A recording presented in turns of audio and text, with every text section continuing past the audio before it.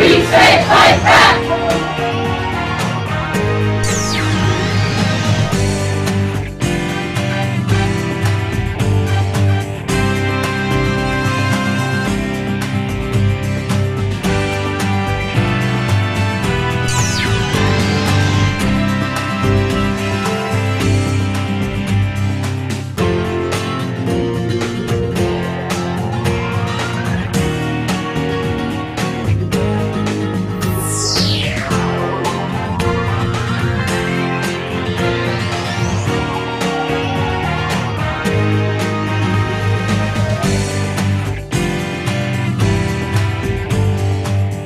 You know, every day here on the Thom Hartmann Program, Louise and I and our team, Sean, Nate, Shira, Dave, Chase, Sue, Nigel, Ron, we all work to put together the very, very best show we possibly can. And there's an enormous amount of work that goes into the show.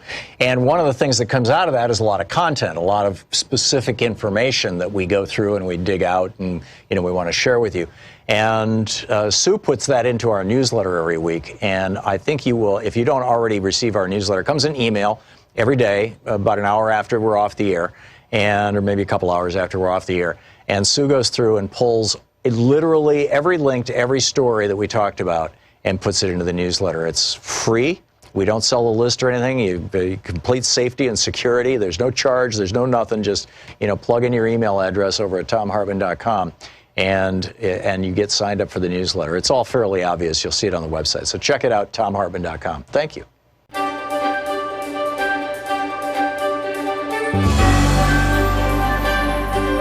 In our Thom Hartmann Book Club today, we're reading from Shadowlands, a new book by Anthony McCann, Fear and Freedom at the Oregon Standoff. This is from Chapter 1.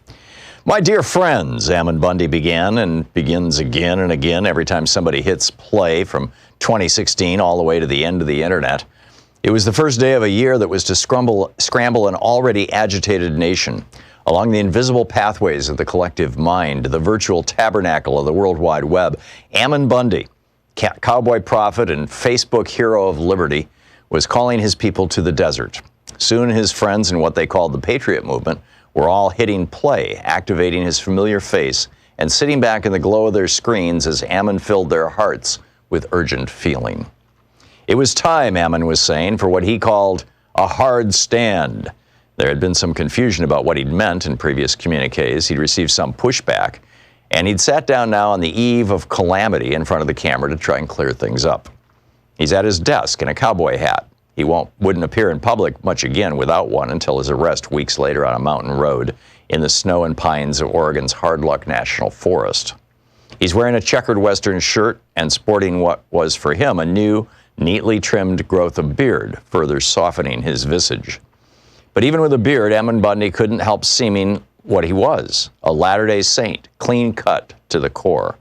The strongest word I or anyone I know has yet heard him use is creep, or hell, or once with evident discomfort and while making it clear he was quoting someone else, horse S-word. Before being summoned to the desert by Oregon by his God, that fall he'd been enjoying making apple pies for his Idaho neighbors, using apples from his new orchard and delivering the pies himself. But the quiet idyll of that autumn was already long over. This was to be his last video address to his online community before leading, the very next day, an armed takeover of Oregon's Malheur National Wildlife Refuge. A MacBook Air laptop is open on his desk, its icon doing its quiet, intrepid work to place all our American lives and dreams, even those of right-wing holy insurrection, under its sign. Pale winter light comes through the blinds of the windows behind him. In the video, which he titled Dear Friends, Ammon explains how it was God who had guided him to Oregon 2 months earlier through news of the plight of two Harney County ranchers, a father and son, Dwight and Steve Hammond. Mandatory federal sentencing guidelines were about to send the Hammonds back to prison for arson charges stemming from fires on public lands, charges for which they'd already served time. Others, including his own father, had been urging him to look into the story. Like the Hammonds, Ammon's father, Cliven, was also a rancher. The Bundy family had achieved a national profile for the dramatic culmination of their 20-odd years struggle with federal authorities over their grazing rights on Mojave Desert lands in southern Nevada. That conflict had come to a head in April of 2014 in a remarkable event, an armed standoff with federal agents that had resulted shockingly in a seeming victory for the Bundy clan.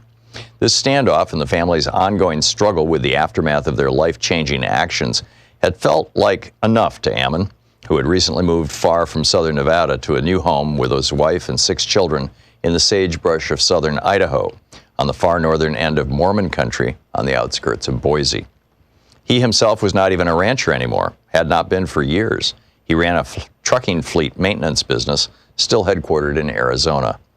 As it turned out, even that move to Idaho would come to seem, to Ammon, a part of God's larger plan for himself, his friends, Harney County, and America. There had been something a little strange about the move, even at the time. He and his wife Lisa had felt a strong, simultaneous urge to relocate. It had been a feeling that had descended as if from nowhere. They couldn't understand it entirely, but they followed it anyway and headed out in the spring of 2015, traveling about the Intermountain West looking at houses. Nothing had been quite right. But then on the very last day of their trip, they'd come to this very last house in a beautiful valley in Emmett, Idaho, and had known instantly that this was their place. It was one of many decisions Ammon would be guided to that year. That guidance, to Ammon's mind, had all been providential.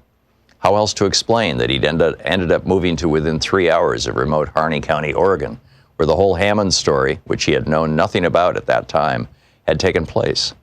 And now, here he was, just a few months later, barely settled into his new home, asking his online community to join him in Oregon, to take a momentous stand, a stand so big, he said, that nothing less than the future of American freedom might be at stake. After the move to Idaho, his next big revelation had come late one Monday evening on November 2015. On January 1st, seated in front of his camera, he told the tale of that night to his online followers. Lying in bed in his family's new home, tired after a long day, he'd received a message on his phone, a link to yet another article about the Hammonds. In the past, he'd shrugged off messages about the case. I felt that our family was fighting hard enough, he explained. We didn't need to go fight somebody else's battles. But this time something was different. An urge quickly took possession of him, a sudden impulse to learn all he could about his family. About this family, the Hammond family. He searched the internet and read everything he could find about the case. Unable to sleep, he read on into the dawn. The book is Shadowlands by Anthony McCain. Want to connect with the show online? You can find the Thom Hartmann Program on Facebook.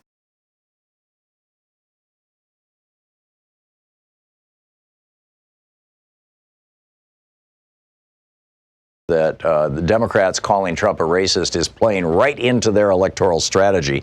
We'll be getting into that and some more details. In our third hour, Dr. Debbie Almonstaser is going to be here. I'm sure I'm mangling her name.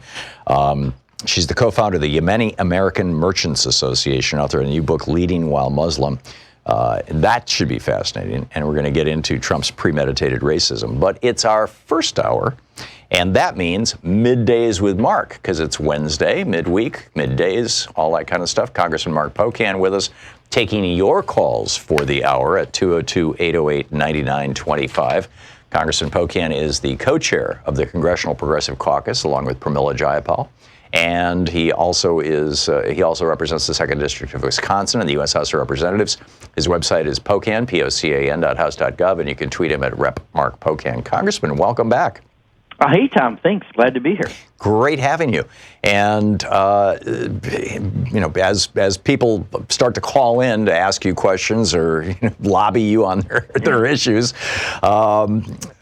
maybe I shouldn't use that word, but you get the point. In any case, I'm wondering what you think about Al Green's resolution. I went to his website this morning, which is algreen.house.gov, and his 2017 resolution is on his website, but he doesn't have his new resolution on his own website, which caused me to scratch my head and wonder if this is he reintroducing the one from 2017, or does he have a brand new one?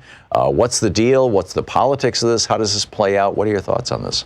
Yeah, so I think, Tom, a lot of time, as you know, the listeners call up and are wondering why we're not moving on impeachment. I think 80 some of us now have said we should start the impeachment inquiry, but Leader Pelosi has been reluctant, and I think that's quite honestly because she's counting heads and trying to get witnesses in some other ways while she's counting heads. And I think this measure does have to get a vote today or tomorrow in the House of Representatives. And this may be the single best way for listeners who've asked me this over the weeks to find out who is saying, let's move forward with impeachment, and who is not. And that gives you an idea where you have to work on members, because as much as I may want to start the impeachment inquiry, if the votes aren't there, the votes aren't there. And this may be a way to get a test, at least to take a look at who seems to be supportive of moving that direction and who's not. So that absolutely will be a vote in the next day or two.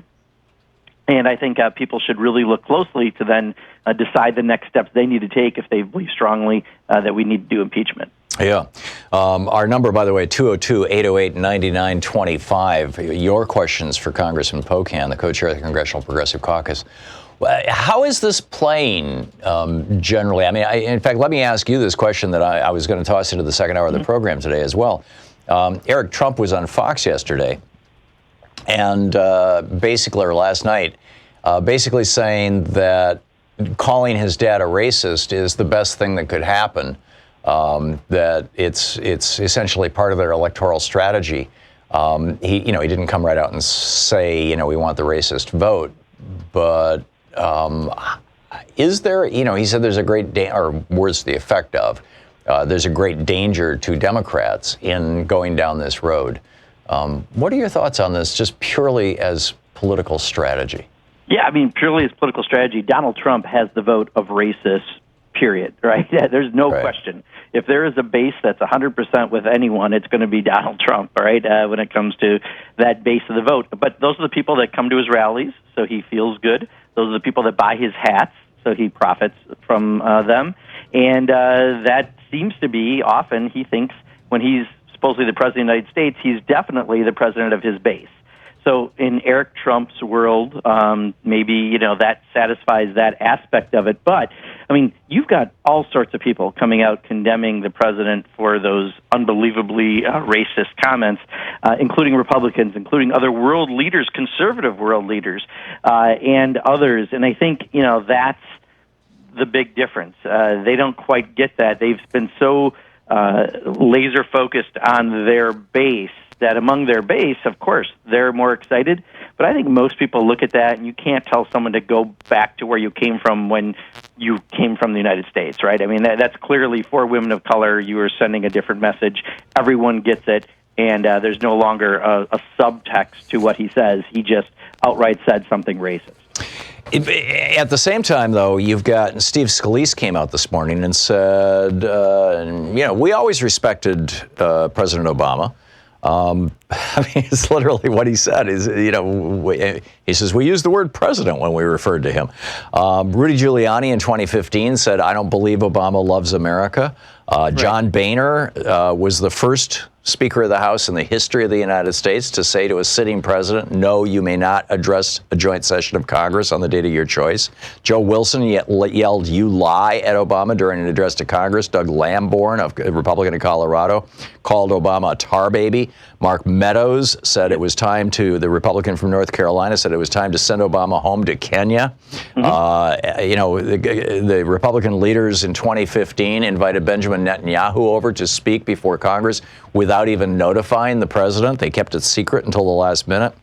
David Perdue, the senator from Georgia, said that prayed that Obama's days would be few and let him have and let another have his office. I mean, this is literally a prayer that he offered. A House Republican staffer said Sasha and Malia should show a little class. Jim Sensenbrenner said that Michelle Obama, quote, lectures us on eating right while she has a large posterior herself. How do these guys get away with saying that we respected Obama and this is disrespectful of Trump? I don't get it. Yeah. And I don't remember Barack Obama telling anyone to go back to their country or any other comment that was, in a way, condemning a group of people simply for who they are. And, they're not passing the smell test. I mean, if anything, this has shown us that the Republican Party is no longer a conservative political party, but it is now more of a cult around someone named Donald Trump. And they're so afraid of Donald Trump and that racist element of the base that loves Donald Trump that they're afraid to take him on, and which is, really destructive to the Republican Party, period. And I think you do find some Republicans being willing to say that, especially unelected ones. Yeah, it's like they've become the party of George Wallace, who is passed on, obviously. But anyhow, let's pick up some phone calls here. Don in Wheaton, Illinois. Don, you are on the air with Congressman Mark Pocan. Don, listening on WCPT in Wheaton? Okay, let's try Bob in Northridge, California, listening on KPFK. Bob, you are on the air with Congressman Pocan. Yes, hi. My concern is with 5G technology. I'm in an area where the technology was activated at the beginning of May. And since then, because I'm what they call sensitive, I have been sickened by this intense microwave radiation exposure that the whole community is getting, and most of Los Angeles is getting. But those of us that are sensitive, we feel it, so we're made to feel ill from it, while the other people who don't feel it are still being microwaved. And I'd like to know why we have accepted this mandate that every community in the United States has to accept a toxic technology that has not one single safety study on it, proving that it's safe for humans, animals, plants, anything. Why we have to accept that into our communities with the planned 800,000 to 1 million microwave transmitters to be established throughout the United States, one every 500 to 900 feet, putting out toxic microwave radiation 24/7. Got it, Bob. Got it. Let's let the congressman respond. Yeah, Bob, I mean, I'll be honest, this is the first time I've heard someone bring up some sensitivity or health concerns around 5G, so I'm going to have to look at it and get back to you. But, there are a number of different technologies that are kind of competing to be that next wave of trying to get internet and other telecommunication services out there. So I will promise to look at it, Bob, and try to raise it in a future episode. Stan in Allerton, Illinois. You're on the air with Congressman Pocan. Thank you, gentlemen. I hope you can hear me because I guess my Bluetooth's not doing a real good job Just fine, today. Stan. Go for it. Anyway, I just wonder if the congressman really thinks that Speaker Pelosi is such a weak Speaker of the House that even though she could swing enough votes to become Speaker of the House, if she decided to vote for impeachment against Trump, why can't she garner at least 50 votes from her own power? You mean 50% of the votes? Yeah. Okay. Congressman? Yeah, well, Steve, two things. One, some 80 of us have come out. We need 218. So there's a bigger gap than 50 votes or even 50%. So I think, she's still counting, and that's hopefully we'll have a test vote with Al Green's measure in the next day or two, and then we know who to work on. But second, I want to address this issue, if I can, Tom, real quick about Speaker Pelosi being weak, because we have passed out the most comprehensive campaign finance, ethics, and election reform bill, H.R. 1. We've passed out several measures on gun violence prevention, on paycheck equity, women making 80 cents on the dollar on men, on a number of measures around prescription drugs and health care. We've addressed the Equality Act for equality for the LGBTQ community.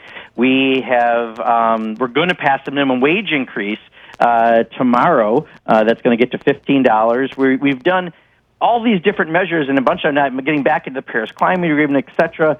And I don't consider that weak on behalf of Leader Pelosi. I think the fact that we have some Democrats who don't even like some of those measures, more conservative members that still came around, I think points to things are working pretty well in our caucus. Do we have disagreements at times? Absolutely. Do we wish things weren't said at times? Absolutely, but like in any family, we move on. And Donald Trump kind of helped unify everyone this week. So we're going to pass minimum wage this week. We're passing a lot of other good bills before we leave for the August break. I just want to push back a little on that weak statement. Yeah, amen. Congressman Mark Pocan is with us, taking your calls for the hour. It's Middays with Mark on the Thom Hartmann Program. He's the co-chair of the Congressional Progressive Caucus, represents the 2nd District of Wisconsin in the U.S. House of Representatives. Website is pocan.house.gov. You can tweet him at @RepMarkPocan and say hi for me.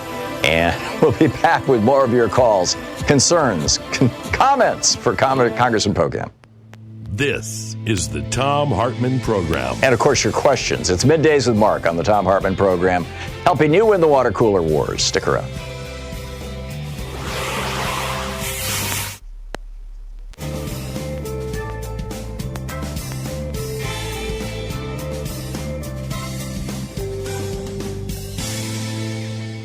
And welcome back. Horace in High Point, North Carolina. You're on the air with Congressman Pocan. Good afternoon, sir. I would like to know why the Democrats are not trying to impeach Barr, because he's the one that's holding up the whole thing. So why don't they go after him? Thank you. Yeah, so, Horace, I think most of the complaints we're getting are people want us to go right after Trump, and I think that's where most of the issues have been addressed, especially around the Mueller report. I think when it comes to Barr and some of the other people that are refusing to cooperate, we're doing various forms of escalation, from subpoenaing them, getting votes on contempt, considering fines and other things. And I think all of that's ongoing. In fact, almost every week now, Leader Pelosi has the House lawyers coming in giving us updates where those are at. So I think, because you don't want to use impeachment loosely, most people are kind of keeping that focus on the president. But on some of these other folks, we are doing other measures, and you're seeing those escalate on a pretty regular basis, and you're going to continue to see that. Pat in Seattle, you're on the air with Congressman Pocan. Thank you for taking my call. Congressman Pocan, I have a very specific question.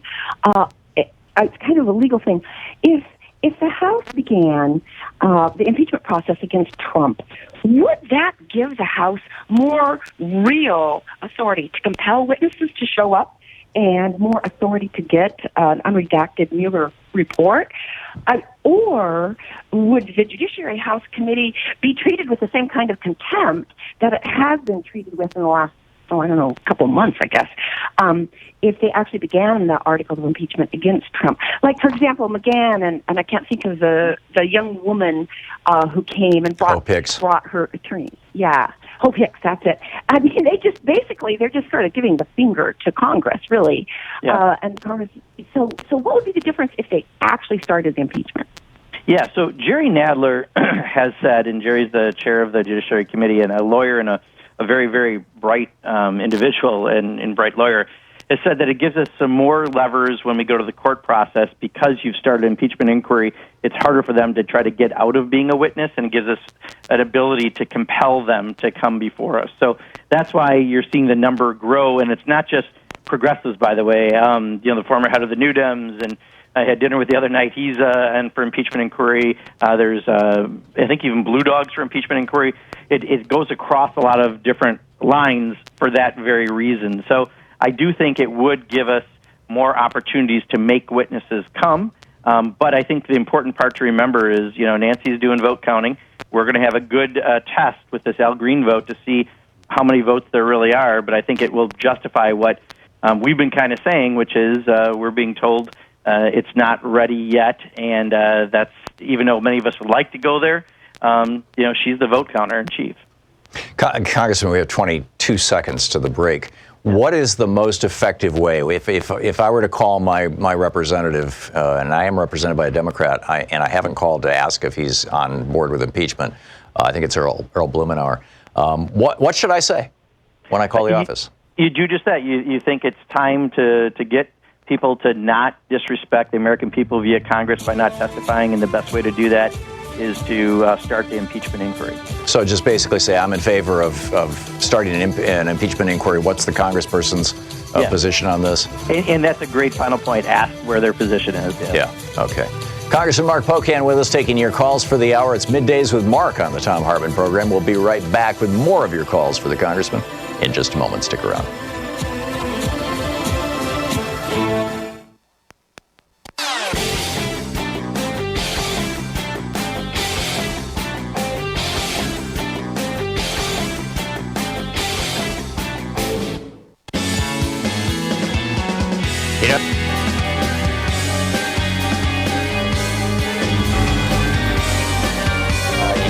And today is last boat out of Shanghai. Pocan taking your calls and fled Mao's revolution.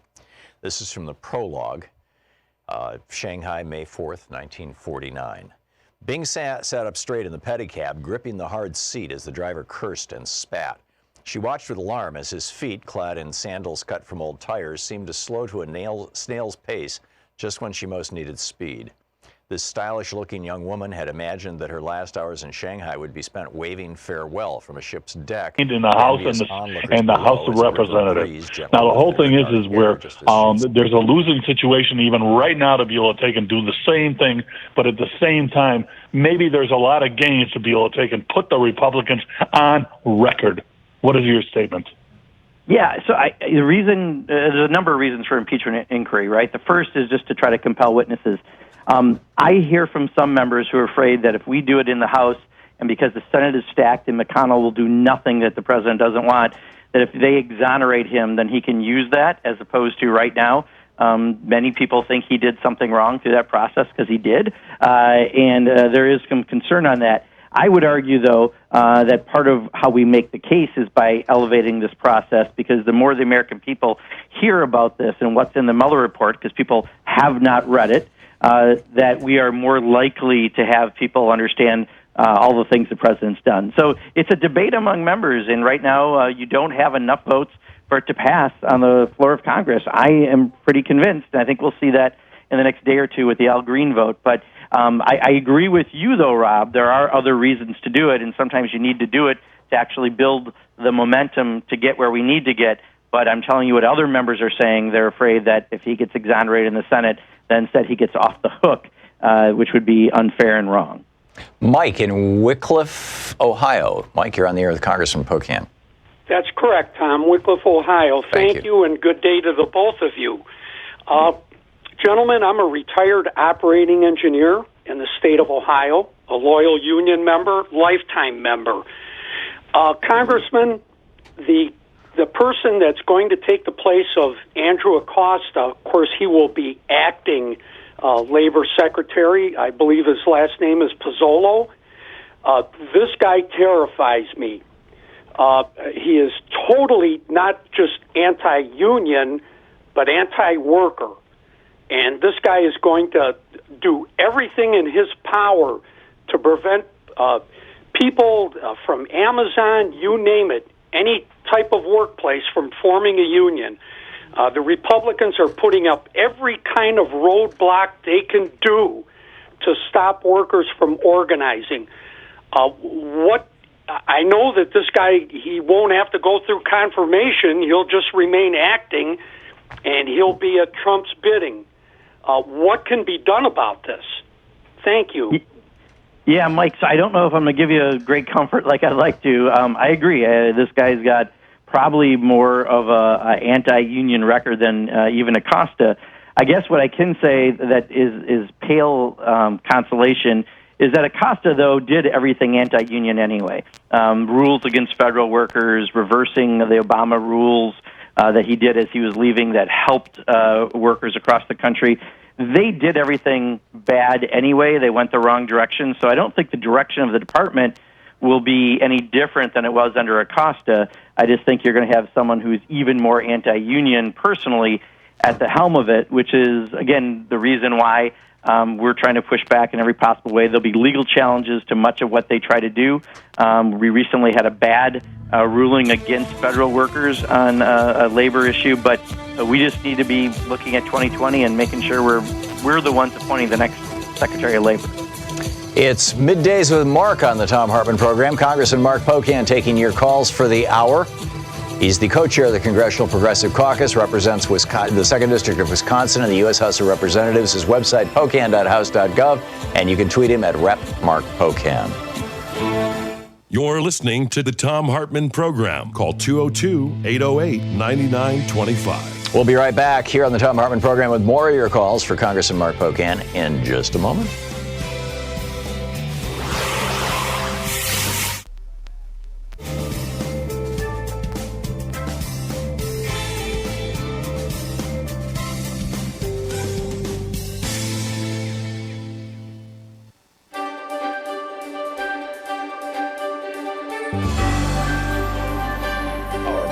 Book today is Last Boat Out of Shanghai by Helen Zia, the subtitle, The Epic Story of the Chinese Who Fled Mao's Revolution. This is from the prologue, Shanghai, May 4th, 1949. Bing sat up straight in the pedicab, gripping the hard seat as the driver cursed and spat. She watched with alarm as his feet, clad in sandals cut from old tires, seemed to slow to a snail's pace just when she most needed speed. This stylish-looking young woman had imagined that her last hours in Shanghai would be spent waving farewell from a ship's deck to envious onlookers below as a river breeze gently lifted her dark hair, just as she'd seen in the movies. After all, she was about to leave China's biggest, most glamorous, and most notorious city. But now, with the imminent threat of a violent communist revolution, she was running away again, along with half the city's population, it seemed. And instead of standing at the rail exchanging smiles with the ship's other passengers, she was stuck in traffic, terrified that she wouldn't reach the Shanghai Hongqiao wharf in time. That would spell disaster. She lurched forward as the pedicab driver stood on the pedals of his three-wheeled cycle and came to a stop. Around her was a sea of other pedicabs, rickshaws, cars, buses, carts, and trucks, all screeching and honking, their drivers yelling every manner of obscenity. The cacophony reverberated against the walls of the stone and concrete canyon of Nanjing Road. Bing was no stranger to Shanghai's mayhem, but she'd never seen anything quite like this. Of all times to be stuck in such bedlam, on the very day she had to get to the riverfront, the date set for her departure from this desperate city.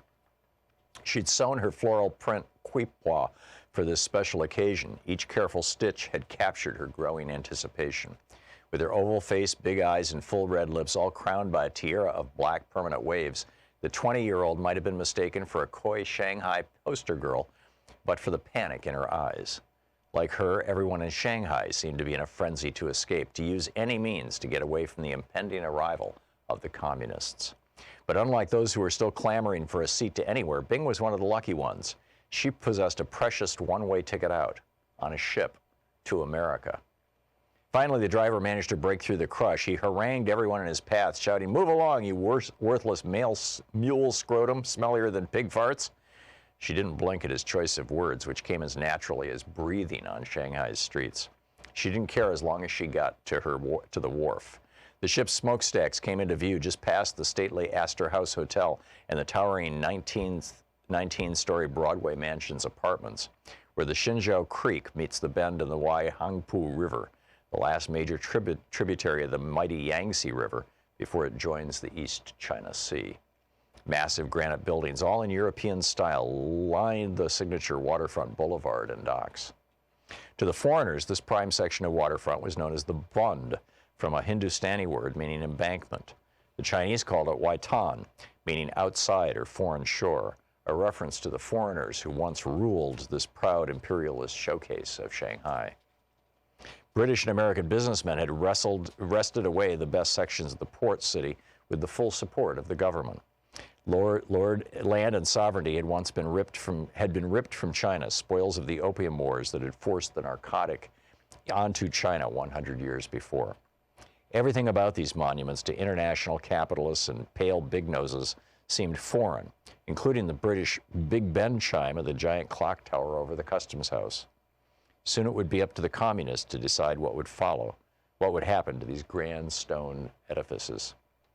Shanghai was China's most modern, populous, and cosmopolitan city. One of the leading metropolises of the world, the Paris of the Orient was also home to tens of thousands of foreigners who were despised by imperialists by the Communist Party and its leader, Mao Zedong. The city was the launching point for major inland routes and international traffic, whether by boat, plane, train, or wooden cart, making it the epicenter for the massive exodus in the late 1940s. Stoked by the anticipated communist victory over the nationalist government headed by Chiang Kai-shek, panic and terror had first infected the wealthiest, most educated, and most privileged classes and sent them running in what they fully expected to be a brief exile. It was assumed that the communists would target the rich and the pampered in the same way that the Bolsheviks had gone after the Tsarist White Russians, many of whom had come to Shanghai as refugees from that 1917 revolution. No one knows precisely how many people fled Shanghai during the early years of the Communist Revolution. Scholars and journalists have estimated that more than 1 million people set off from or through that port city. Many of those who ran for the exits belonged to the city's capitalist and middle classes, who presumably had the most to lose under the communists. These two groups comprised about 5% and 20%, respectively, of the city's 6 million residents, or about 1.5 million people. On the other hand, the remaining 4.5 million who made up Shanghai's majority saw no need to escape. They included Shanghai's industrial workers, coolies, drivers, the destitute. But it was not only members of the upper classes who fled. They were joined by old regime loyalists, from high nationalist government officials to lowly foot soldiers, as well as those who simply got caught up in the frenzy or were especially fearful. Unfortunately, there are no records of the exodus, since the retreating nationalists destroyed as many documents as they could, while the incoming communists inherited a country in such disarray that no accounting to the departures is known to have taken place. Last Boat Out of Shanghai by Helen Zia. Want to connect with the show online? You can find the Thom Hartmann Program on Facebook, Twitter, and Instagram.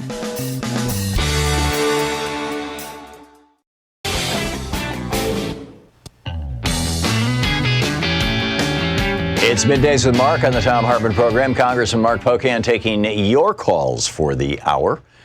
And Robin in Belgrade, as in the former Yugoslavia. I'm not sure what country Belgrade is part of now. Actually, Belgrade, Montana is the sister city of the Belgrade in Eastern Europe. Montana. Okay, great. You're on the air with Congressman Pocan. It's near Bozeman, Montana. Okay, great. And my question to the congressman and to you as well is, I'm wondering why. I was really upset to hear Lindsey Graham's calling the squad communists, and also our own senator basically supporting Trump's ritual that we're all commies and socialists, and that the others should go back to their own country. And it reminded me that the Democrats need to remind the population that Republicans are socialists. I see it every day where I live. There's land leased to ranchers for nothing per head, 25 cents sometimes per head on federal land. And that's the people's land. They should pay for it. There's water rights programs, oil and gas. I see it all through Montana and Wyoming as my daughter goes to law school in Laramie, Wyoming, and it's a long haul all the way through the desert, the high desert. And that's all federal land. And it's being used and profited by oil and gas. And yet, it's commie and socialist if it benefits the people, like Medicare for all or subsidized education. But when it's not communism or socialism when oil and gas leases are nothing, and then they're not even required to clean up their mess after they've taken over our public lands. And I would like to see the Democrats emphasize that more, that, the Republicans are socialists, the original ones, and socialism is not evil. It's used by capitalists all the time. And, it's only evil when it's used for the good of your average. Right. So, Robin, Joe. let's get Congressman Pocan's thoughts on that. Sure, Well Robin. said. There's no question Republicans are often guilty of socialism for business, but I personally think taking their terms on and having their debate is not useful. The fact they're raising their rhetoric to communists is even more unbelievable. That, again, they're appealing to their base. They love to do that. They want to sell a lot of caps, but we shouldn't take that bait, because we need to talk about health care, about good-paying jobs, about dealing with the culture of corruption in Washington. If you talk about those issues, we talk to the vast majority of people that we need to come out in 2020 and change who's in office right now for these people that are busy doing this other crazy rhetoric. So you're completely right. They called Social Security socialism. They've called Medicare socialism. But you know what? They never won when they did it then, and they're not going to win on it now. So I think we shouldn't chase their terms. We should instead talk about things that people talk about at their kitchen table, and most people don't talk about socialism at the kitchen table. Don in Wheaton, Illinois. Don, you're on the air with Congressman Pocan. Yes, I was thinking that Putin and and Trump are both, looking for extreme amounts of wealth. And I guess Putin is probably one of the wealthiest people in the world. But anyway, the price of gas, the price of oil has been down for quite a bit, and they haven't been able to make money. But now that they've turned off the spigot with Iran and turned off the spigot with Venezuela, now their prices are going up. And so I think this might be going on behind the scenes. Besides, what Rachel Maddow has said about the northern Arctic, and they might be planning something up there too together, because they both don't respect environmental laws. But anyway, what is your opinion on that? Yeah, Don, I think even if the economy isn't going well in Russia, Vladimir Putin is still making money. That's what really rich people do, right? That's why 83% of the tax breaks in the United States passed by the Republicans go to the top 1% in 8 years, not to the rest of us. So that often happens. The people who are really wealthy and rich and connected are always going to make money no matter what happens in other places. So I think Putin's making money. I think also the point you make about Donald Trump, which is why we have concerns around the emoluments clause. People, all these foreign governments are staying at his hotels here in Washington, D.C., all the money he charges for rent in his buildings to the United States government as they're traveling with the president. Donald Trump is a profit-making venture. He's a reality show star first. He's the head of the Trump Corporation second, and then he's this thing called the President of the United States third, I think, in his actions. And, there's no question Donald Trump's going to make a buck.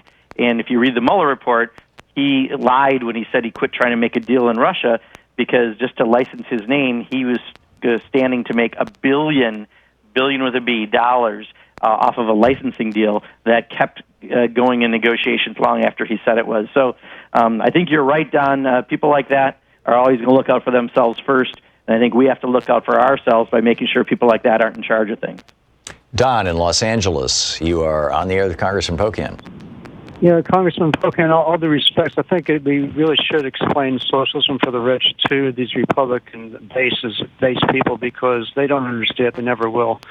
But the subject I wanted to talk about was Election Guard. It's a supposed software patch for the voting machines of America that it's being developed by Microsoft, DARPA, and Unit 8200 of Israeli military intelligence. What could go wrong with that combination? According to newspapers in Israel, they have been caught. The nation's been caught hacking into elections in Africa, and it's the only country in the world that thinks Donald Trump is the cat's pajamas or whatever, And they have a vested interest, along with Russia, to do it again, and to do it even more securely this time now that he's in power. This should be the top priority, or else everything else is just a waste of time of all of our talking about all these other issues if it's not a fair election coming up. Yeah, Don, that's why H.R. 1, the first bill introduced in the House, was election, campaign finance, and ethics reform. Since then, we've passed a bill that just deals with Russia, paper ballots, American-made voting machines, very specific items related to what was in the Mueller report. Sent that to the Senate, and we're going to keep sending bills to do that. So I don't disagree with you at all. I think we need to deal with that. We've sent a number of measures. They're all going to Mitch McConnell, wherever he's burying them in someone's backyard in Kentucky, because they're not voting on that stuff. But we've got to put pressure on them in the Senate to take those measures up. Joe in Cupertino, California. You're on the air with Congressman Pocan. Tom, enjoy your trip. I was looking forward to going, but I couldn't afford it. Yeah, the next one's going to be a whole lot cheaper, Joe. We learned our lesson. So anyhow, you're on with Congressman Pocan. Congressman Pocan, it's a pleasure to speak with you. I don't know where Roe's position is on impeachment, but I believe we'll find out today. I was very impressed yesterday with what appeared to be a historical legislative process. I had never seen somebody let the gavel down and walk away. I just think I'm very proud. I'm very proud of the party that we have elected, and I'm looking forward to it as we go to Milwaukee, I guess, for a convention. That being said, my question, sir, is about Iran. I was listening the other day, and apparently there's been sort of a breakthrough in the European arena with them agreeing to open talks regarding the nuclear standoff. I think, as you guys have been speaking about this discussion here, we need to stick to the topics, and peace in my lifetime would be nice. you know. So I just want to push the issue of, staking to the topics, Medicare's or healthcare for all, but peace. It would be really nice. What's your position? Yeah, Joe, I agree. In fact, if I can take it a little more general, and I hope I'm answering your question in saying this, but I think we need to start having a real conversation, and I haven't seen the presidential candidates talk about this, about cutting back on what we spend on defense. The NDA, National Defense Authorization, we just passed, was at $733 billion, the highest in our nation's history, under a Democratic majority in the House. I believe that figure was $618 billion just in fiscal year 2017. That's just a few years ago. At the rate that's increasing, and that money is not going to troops, it's going to contractors and others, and a lot of things that aren't going to make us any more safe. We need to start having that debate. I am glad if they can. We've taken ourselves out of, unfortunately, trying to have peace in Iran. In fact, just the opposite. We're doing our best to make sure that we don't allow the president to go in directions that are going to be dangerous to the American people by having a confrontation. So we need people in Europe to be doing what hopefully they're doing right now on that front. But I agree with you, Joe. I mean, I think at some point, if we want to pay for Medicare for All and all these other programs, we're going to have to cut back on defense spending. Yeah. My recollection is that the defense spending levels in 2000, the last year of the Clinton administration, were like $500 billion. I just know 2017, because we looked at last of Obama's administration, that was 618. Yeah, that's amazing. a big jump, 733. Yeah, it really is. We'll be right back with more of Congressman Mark Pocan. You're listening to Thom Hartmann. Visit thomhartmann.com for audio and video archives. His website, pocan.house.gov. You can tweet him at @RepMarkPocan.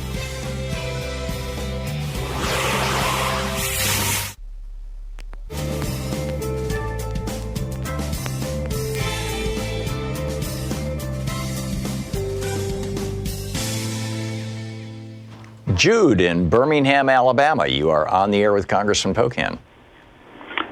Hi, Congressman. I was calling about if the Congress could issue a reprimand for Trump's all his blatant lying, just to put Republicans in Congress on the record. It's to whether they say it's true or not. I guess you could maybe do that, Jude. I'd have to really put a little more thought into it than just on the fly, whether or not that would be possible. But, I don't know if it'll necessarily result in what, we're expecting is that reasonable people would say, oh, my God, he's lying, because I think most people already know that. And for many people who support Donald Trump, they don't care if he lies as long as he doesn't let people who have brown or black skin into the United States, right? I mean, that's the base of what Donald Trump has right now. It is that base, and that's why he appeals to that base in every possible way. I think our goal has to be to make sure we get out the vote. Again, instead of trying to go to the middle like some people recommend, you do just the opposite. You expand the electorate so that more people who agree with us on the issues, we know on progressive issues, they're all 60, 70, 80% issues, we get them out to vote, and you do that by inspiring people. So that's my goal looking at 2020, and but I can't give you a hard answer if there would be anything that would block it. I'd have to put a little thought into that. John in Seattle, you're on the air with Congressman Pocan. Hello. Hi, John, you're on the air. Oh, thank you. Hi, Mark. My question is this, is that impeachment is such a strong term. I think impeachment investigation would be a better way of explaining the situation. The title, impeachment investigation, is a better way to look at it concerning the GOP. I think they would look at it as like not just an impeachment, but an impeachment investigation. That way the subpoenas, when they're subpoenaed, they have to answer the question. Is that correct? Yeah, John, I mean, I think you're right. That's why we say impeachment inquiry. We try to be very careful about how we bring it up, but you're right. Impeachment investigation could be another way of talking about it, because you're starting the process to decide if you're going to impeach. That's exactly what you do when you open up that process. So you're right. In some way, I think it is that semantics. And the problem, though, still, I think, is I don't know if the votes are there even to do an investigation, an inquiry yet, but we're going to have a good test vote in the next day or two. I'm not sure if it's going to be today or tomorrow on Al Green's resolution, and then we'll know where our numbers are and who we need to talk to. Congressman, 40 seconds to the break. Do you think that Al Green's resolution, it seems to me like Nancy Pelosi could put it on the floor of the House, but knowing that she doesn't even have 50% of her own caucus, that seems unlikely. She could simply refer it to the Judiciary Committee. Is there a third option, and how do you expect this is going to play out? Yeah, I asked that question this morning, and it sounds like we're going to have a vote on it is what's going to happen. So that's of the whole House? Yeah, that's what we're anticipating at this point, because that's what's happened, because it's a privileged resolution in the format that it's coming in. So I think for us is then let's look at who's voting for it, who's voting against it. Not that that's a pure, because people might have other reasons why they voted yes or no, but it's a place to at least understand where we're at in getting this done down the road. And that would also give people who want to know where their Democratic member of the House of Representatives stands a little more information. Precisely. Right. Interesting. Congressman Mark Pocan taking your calls for the hour. We'll be right back with more of your calls for Congressman Pocan on Middays with Mark here on the Thom Hartmann Program. Stick around.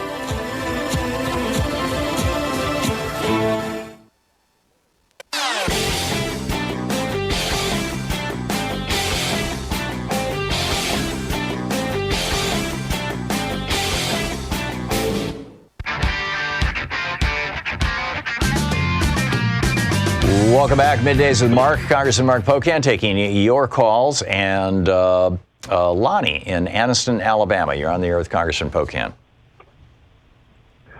Yeah, I was just wondering, the other gentleman that was asking about, could you reprimand the president or something like that? Well, my deal is, why can't you censor him so he can quit talking on Twitter? Yeah, Lonnie, so, that actually someone brought it up this week, and I think the problem is for many people out there, they're not going to accept censure. They want to see the impeachment process, and censoring doesn't necessarily compel witnesses that we need to get so that people know what's in the report. So we could do something like a censure, but I guess I would personally argue I believe the president broke the law via obstruction on multiple occasions. And if you slap the hand of someone with a censure who instead should be impeached or really indicted, I think we do a disservice to the crimes that were likely committed by Donald Trump. I think you're responding to the word censure, censure, which is slapping somebody on the wrist. I think Lonnie was asking if it was possible to censor censor Trump from Twitter, which would basically mean, has he violated Twitter's terms of services? And that's really a question for Jack Dorsey, I guess. But I don't know if you want to. I couldn't tell you Twitter's terms. Given all the stuff the president said, if none of that hits the terms, I think is a pretty high threshold. Yeah, amen. Jill in Manila, Indiana, you're on the air with Congressman Pocan. Hello, Congressman Pocan. I've just been freaking out here lately over Bill Barr stopping all these investigations. He shut down the investigation into the hush money. Is there any way Congress can open those investigations back up? And what can we do with him? Can we impeach him? He apparently also, thank you, Jill, he also apparently stopped 7 different investigations that had been initiated by Mueller's office, just stopped them cold. And the only person I've seen report on this was Rachel Maddow. Yeah, and we can do investigations in lots of different areas, Jill, so yes, we can. The thing is, we are involved in an awful lot of investigations right now. This is the problem. At some point, you're at whack-a-mole, which is why the big one seems to be getting the information out on the Mueller report. Next week, we will have that opportunity on the 24th to have the public see. There's going to be, I think, probably the most watched time C-SPAN has had in other channels in trying to see what's happened. But I think that will be the most instrumental in having people understand, I think, what this president's done. But you're right. There are a lot of investigations going. We can investigate in lots of areas. The problem is getting the attention is difficult. Right now, the public attention is on the Mueller report. Cortez in Oxford, Mississippi. You're on the air with Congressman Pocan. Good morning, guys. How y'all doing? Good morning, Cortez. How you doing? Good. Listen, I've been hearing a lot about this deep state stuff on conservative news channels, and I want to know one thing. What does President Trump plan on gaining from opening up the FISA documents to Bill Barr? I mean, does he really believe that the deep state planned something or had something to do with just the whole, Russia investigation? Please, guys, that's for both of you. Could y'all please answer that for me? Yeah, it's pretty shocking stuff that Bill Barr can now declassify absolutely anything, including the name of the spies who are embedded inside the Kremlin. Yeah, and I just think Donald Trump is trying to throw out all sorts of distractions and things to try to make you not look at the central point that there are 10 possible charges of obstruction in the Mueller report based on his actions with what happened with Russia interfering with our elections, period. And we're trying to have people focus on that. He's trying to do everything but saying that there's these emails, there's this, there's Hillary. I can't believe he's still on Hillary. And he's just trying to throw all kinds of roadblocks and distractions for people to go follow shiny objects. I think that's really what he's up to in doing this. I don't think there's a more strategic plan in some of these requests. Tony in Tony in Leicester, Mass. You're on the air with Congressman Pocan. Hi, Congressman.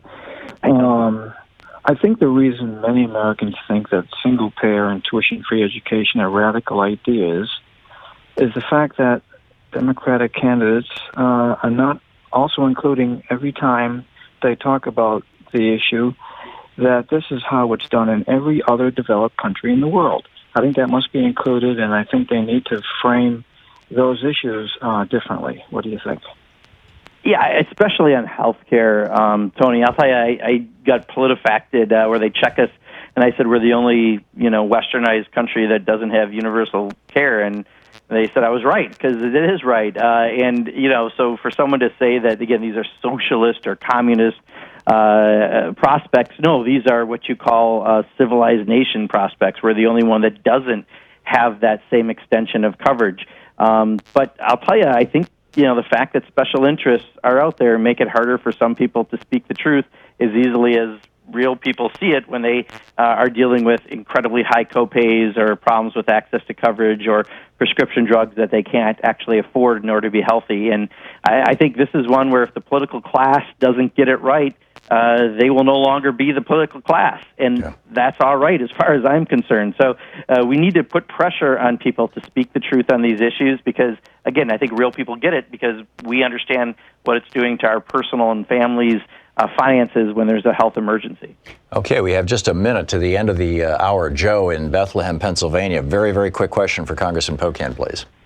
Yes, gentlemen. I'm with all the bills that are going through the House that are being passed, nothing's going through the Senate. My question is, when the debt ceiling comes up, why don't the Democrats say, hey, put our bills up if you want your bill up? Yeah, Joe, and we just had Chuck Schumer come to the Progressive Caucus this week, and that's exactly what he said, is they're trying to make sure the Republicans right now want to lift the debt ceiling. We want some other things, and that's part of the negotiations that they're trying to do. And in August, when we're back in district, we're going to be talking about all the bills that are being buried in someone's backyard in Kentucky, because that's exactly what Mitch McConnell's doing. But what you're suggesting is exactly what's happening. Wow. So the Democrats are thinking about playing serious hardball. That's impressive. So from what Chuck Schumer told us on the Senate side, yes. Yeah. So in our last 15 seconds, what should we be looking at over the next week before we talk with you again? Because next week is the last week for a month, you're going to see a lot of activity, a lot of things. We're going to pass the pension bill, the Butch-Lewis Act, which is really important for a lot of people who are possibly losing pensions. We're going to pass minimum wage increase tomorrow. There could be a debt ceiling conversation. We don't know. There's going to be a lot of other action. Just be ready. The next week's really important that you're there to call your reps because a lot of legislation will pass in the next 7 days. Great. Congressman Pocan, thanks so much for being with us today. Oh, of course, Tom. Thank you as always. Great. Thank you very much.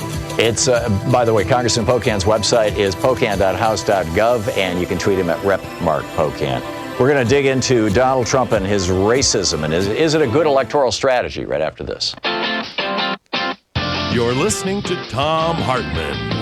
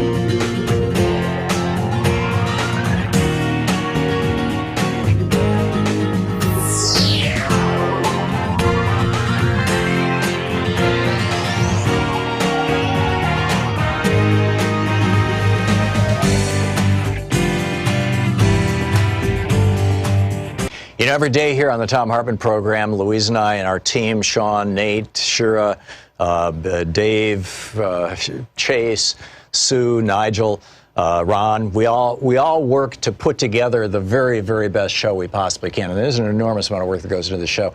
And one of the things that comes out of that is a lot of content, a lot of specific information that we go through and we dig out and, you know, we want to share with you. And Sue puts that into our newsletter every week. And I think you will, if you don't already receive our newsletter, it comes in email every day, about an hour after we're off the air, or maybe a couple hours after we're off the air. And Sue goes through and pulls literally every link to every story that we talked about and puts it into the newsletter. It's free. We don't sell a list or anything. You complete safety and security. There's no charge. There's no nothing. Just, you know, plug in your email address over at thomhartmann.com and you get signed up for the newsletter. It's all fairly obvious. You'll see it on the website. So check it out, thomhartmann.com. Thank you.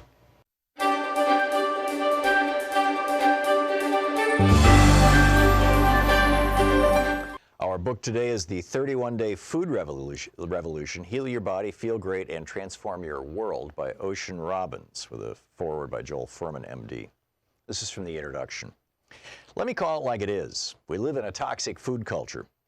It's led us to epidemic rates of obesity, heart disease, cancer, type 2 diabetes, and Alzheimer's. Things have gotten so bad that most people think it's normal to have at least a few extra pounds around the middle, to depend on an ever-growing supply of prescription medications, and to lose a little more memory and mobility with every passing year. This may be typical, but it sure as heck doesn't have to be normal. Eating food is mandatory, but suffering from brain fog, living with ever-declining health, and feeling like crap are not. The fact is that right now, hundreds of millions of people are hurting from diseases that never, ever needed to happen in the first place. Dangerous changes have been made to our food supply in just the last 25 years that impact how your food is grown and processed and how safe it is to eat. The status quo is driving small farmers out of business, forcing animals to live in deplorable conditions, and producing food that's making us sick. The medical industry and the processed food industry are earning trillions of dollars in a system that's devastating lives and threatening the very future of life on our planet. It's my mission to help put an end to this madness by sharing the truth about food and helping eaters put it into action. That's why I founded the 500,000-plus member Food Revolution Network, and it's why I wrote the book you now hold in your hands. In some ways, I might seem like a pretty unlikely food revolutionary. After all, in 1953, my grandfather, Irving Robbins, joined with his brother-in-law, Bert Baskin, to found the 31 Flavors ice cream company, Baskin-Robbins. In case anyone on the planet missed the memo, we're now pretty clear that ice cream is not a health food. But back in the 1950s, as my grandpa was pumping out delicious flavors by the dozen, not much was known about the connection between food and health. Up until then, most people seemed content with 3 flavors, vanilla, chocolate, and strawberry. My grandfather was a consummate entrepreneur, and he set his heart on offering consumers many more options, 31 to be exact, one for each day of the month. My dad, John, grew up with an ice cream cone-shaped swimming pool. Sometimes he even ate ice cream for breakfast. He was groomed from early childhood to one day run the family company. My dad's youthful innovations included Jamocha Almond Fudge, one of our company's most iconic flavors to this day, and the rollout to all the stores of the famous pink spoons that enabled customers to enjoy free samples. But in 1967, my grandpa's brother-in-law and business partner, Bert Baskin, became very ill. His doctors informed him he was dying of heart disease. I never knew my great-uncle Bert because he passed on a short time later, 6 years before I was born. But I do know that he was one of the greatest entrepreneurs in American history. He had tremendous wealth, a business he enjoyed, and a family he loved. And he ate a lot of ice cream. And in the end, he lost his life and his health at the age of 54. Grandpa Irv was faced with a choice. He could sell the company for a large sum of money, or he could keep the company in the business and take on my dad, then about to turn 20, as a business partner. Grandpa Irv chose to invite his son aboard. But my dad declined his father's invitation, walking away from Baskin-Robbins and from any access to or dependence on the family wealth. For him, it was a choice for integrity, and it's a choice I've always respected. My dad had seen ice cream bring smiles to a lot of people, but he also knew that unhealthy foods could fuel devastating consequences, and he didn't want to spend his life selling a product that might contribute to more people suffering and dying before their time. So he left a path that was practically paved with gold and ice cream to follow his own rocky road. My dad had suffered from polio as a child and grew up frequently fatigued and ill. In the 1960s, he fell in love with my mom in Berkeley, and the two of them set out on a healthy living path. They stopped eating processed foods, they gave up ice cream, and they based their diets on vegetables and whole natural foods. As my dad's health and energy returned, he and my mom moved to a remote little island off the coast of British Columbia, Canada, where they built a one-room log cabin, grew most of their own food, practiced yoga and meditation for several hours a day, and named their kid Ocean. They say that they almost named me Kale. I'm glad they took the more conservative route on this one. In any case, we did eat a lot of kale, along with cabbage, carrots, onions, broccoli, turnips, Swiss chard, and many other vegetables that my parents grew, plus brown rice, sprouts, buckwheat, and beans. For a treat, once in a blue moon, we'd have a few drops of organic blackstrap molasses. I think we went through about a bottle a year. Though my childhood diet was Spartan and my family lived on very little money, I grew up feeling rich in health. I became an accomplished distance runner, completing my first marathon at the age of 10. My dad went on to study the impact of food choices and to share what he was learning. His landmark bestsellers, including Diet for a New America, inspired millions of people and helped to galvanize the modern health food movement. The media was tickled by the notion of a would-be ice cream heir becoming a healthy eating spokesperson and called him the rebel without a cone and the prophet of nonprofit. Tens of thousands of people wrote my dad letters, often by hand, sharing how his work had changed, sometimes even saved their lives. One of the lives his work impacted, as fate would have it, was that of my own Grandpa Irv. Now, my grandpa had been pretty mad when my dad walked away from the ice cream company. He and my dad went years without speaking. But then something remarkable happened. In 1989, Grandpa Irv, then in his early 70s, was suffering from diabetes, heart disease, and weight problems. He'd always eaten the modern diet with a double scoop of ice cream on top. His cardiologist told him he didn't have long to live unless he changed his diet. And then the good doctor handed him a copy of my dad's book, the book 31-Day Food Revolution by Ocean Robbins. Want to connect with the show online? You can find the Thom Hartmann Program on Facebook, Twitter, and Instagram.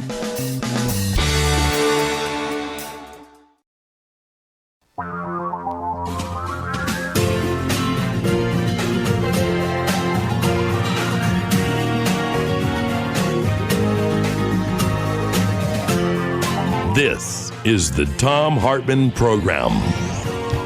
And welcome back. Thom Hartmann here with you. And boy, that was a fascinating hour with Congressman Pocan. In particular, I think, one of the most important, if you're just tuning in, I think one of the most important points he made was that the vote this afternoon, he was in a Democratic caucus meeting earlier today. And in fact, two things that really kind of, whoa.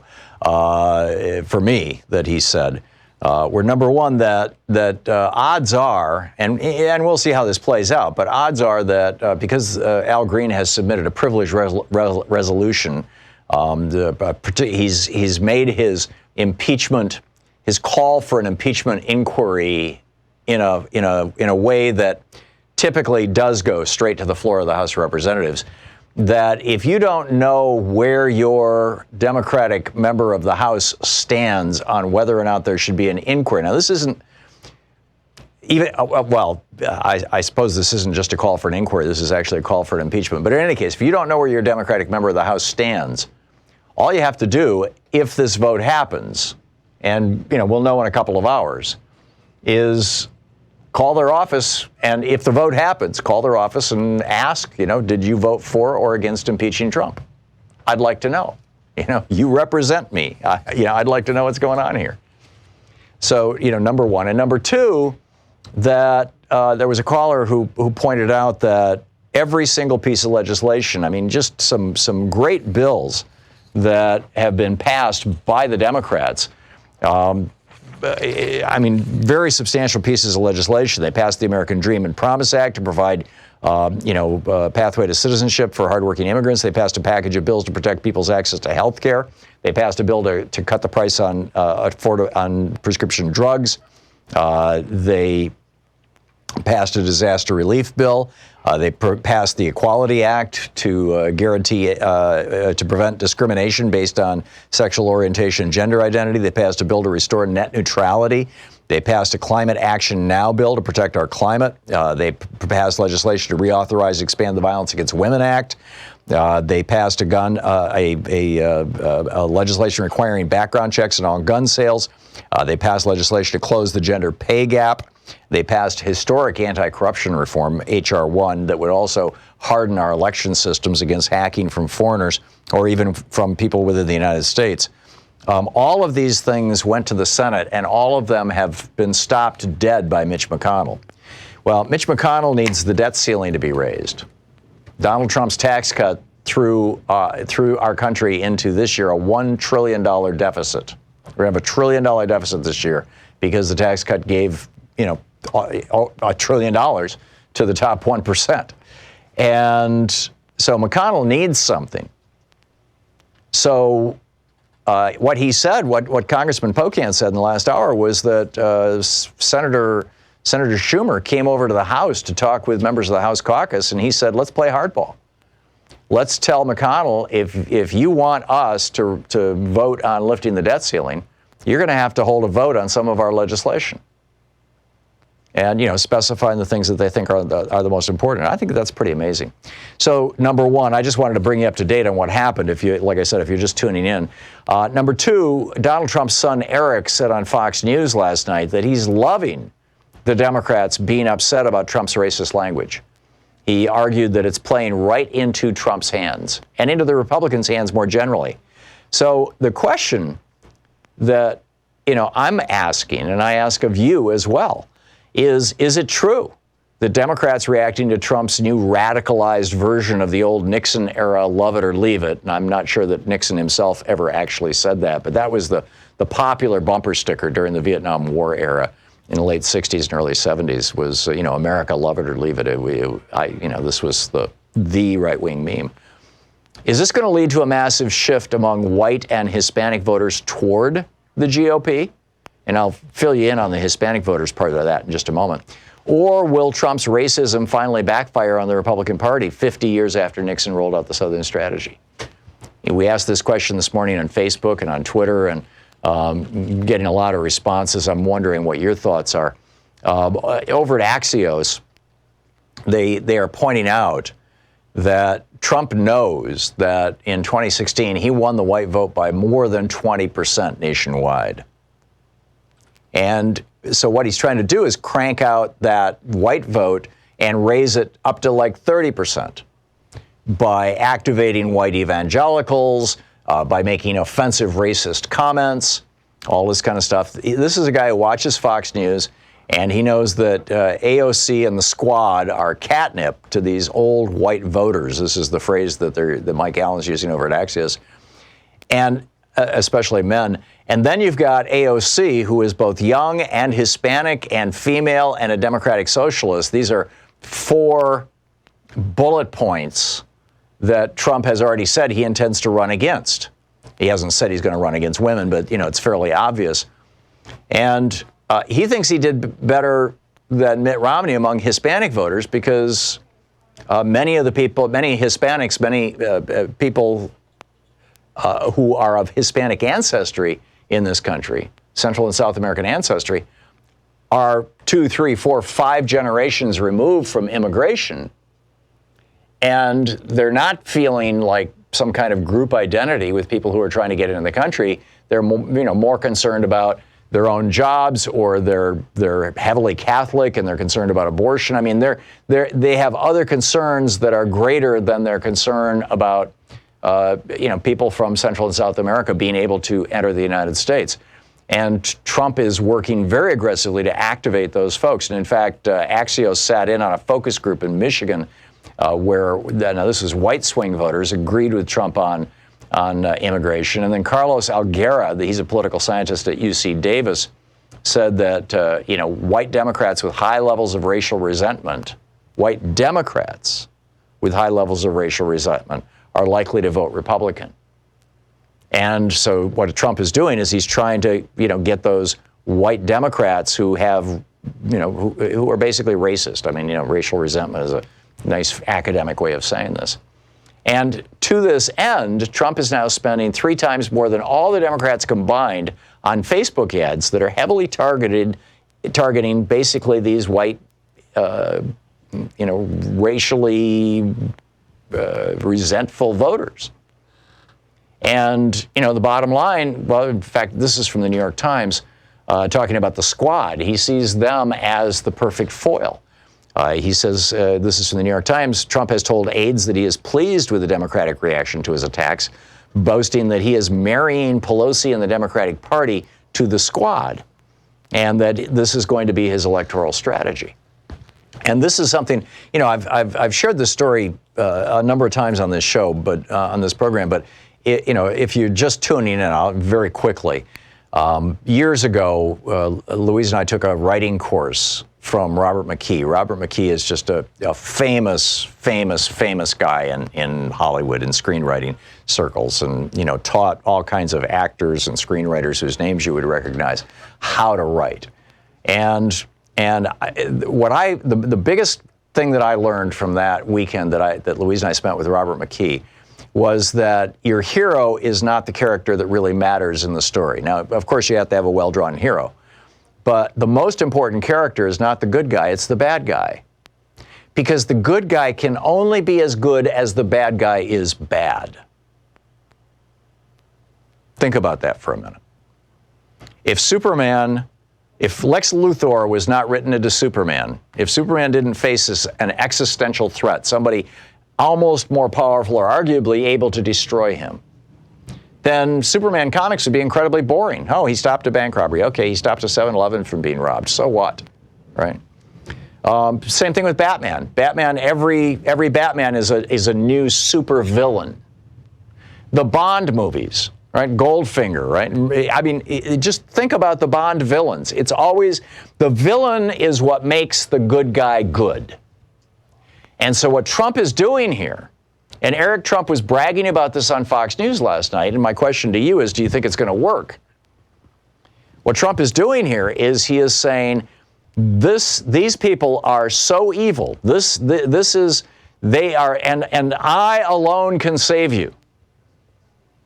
That he is the great white hope. He is he is the savior of white people.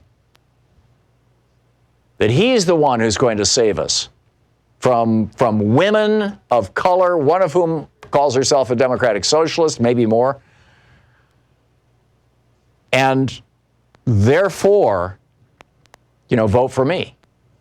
Now, there's no doubt in my mind that is working very, very well with the white racist base that is at the core of the Republican Party, and frankly, a lot of white racist Democrats. The bigger question is, will it be enough? Will Trump win on racism or not? And, I think this is an open question, frankly. I honestly don't know the answer to it. I know that, Richard Nixon campaigned on racism. It was called the Southern Strategy, but he did it in a somewhat subtle way. Ronald Reagan, even a little more subtle. As Lee Atwater pointed out, you can't use the N-word anymore. You can't even talk about busing anymore, so you talk about tax cuts, and everybody knows you're talking about something that's going to hit people of color more than white people. And now Trump is doing it out in the open. This is the Thom Hartmann Program. So, when Eric Trump says, my father has the support of 95% of this country, obviously that's an exaggeration, but do you think this is going to work?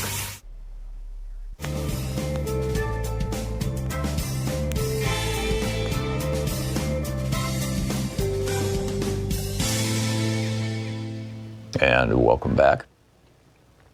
Let's see here. Diane? D-Y-A-N?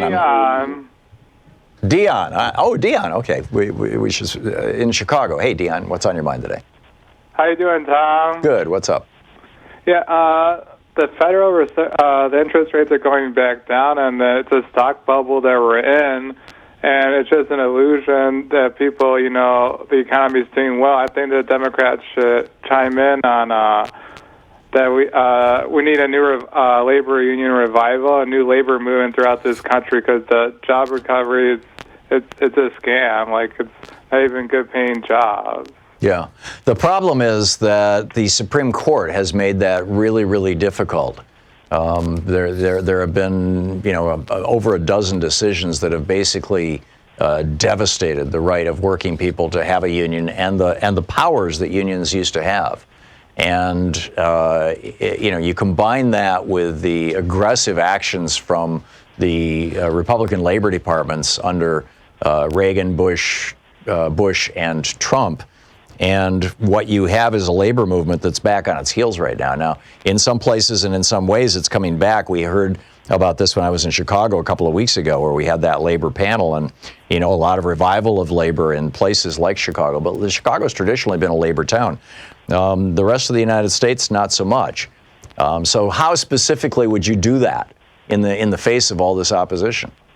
Well, I wouldn't do it at work, or else you get fired at the job. I was going to say organized through social media now. There's also encrypted social services like Discord or maybe like Snapchat, probably to organize through online or a Reddit community. I guess that's where I would start. Mm-hmm. Okay.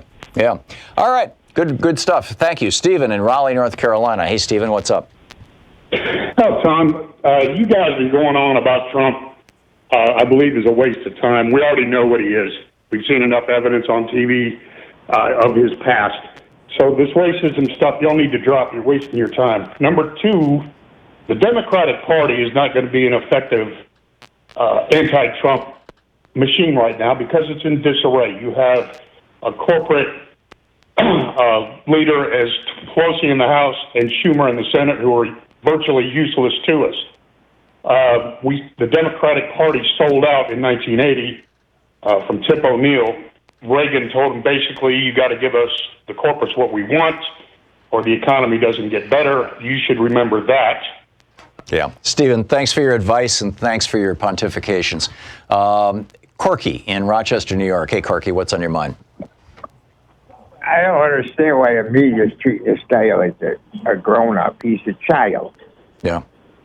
He expects to be lauded and praised. What adult? Well, he's also sitting in the office, in the most powerful office in the world, arguably. Yeah, so you get to this guy by praising his works, like when they went around the room. What do you think for the Mr. Trump for? Oh, I'm thankful for a great economy. Well, forget the economy. Barack Obama started that rally, and it's still going. Right. He's been doing everything he can to change all the policies of Barack Obama. Right. Okay. Thanks a lot, Corky. We'll be right back. It's 21 minutes past the hour on the Thom Hartmann Program. We'll be right back.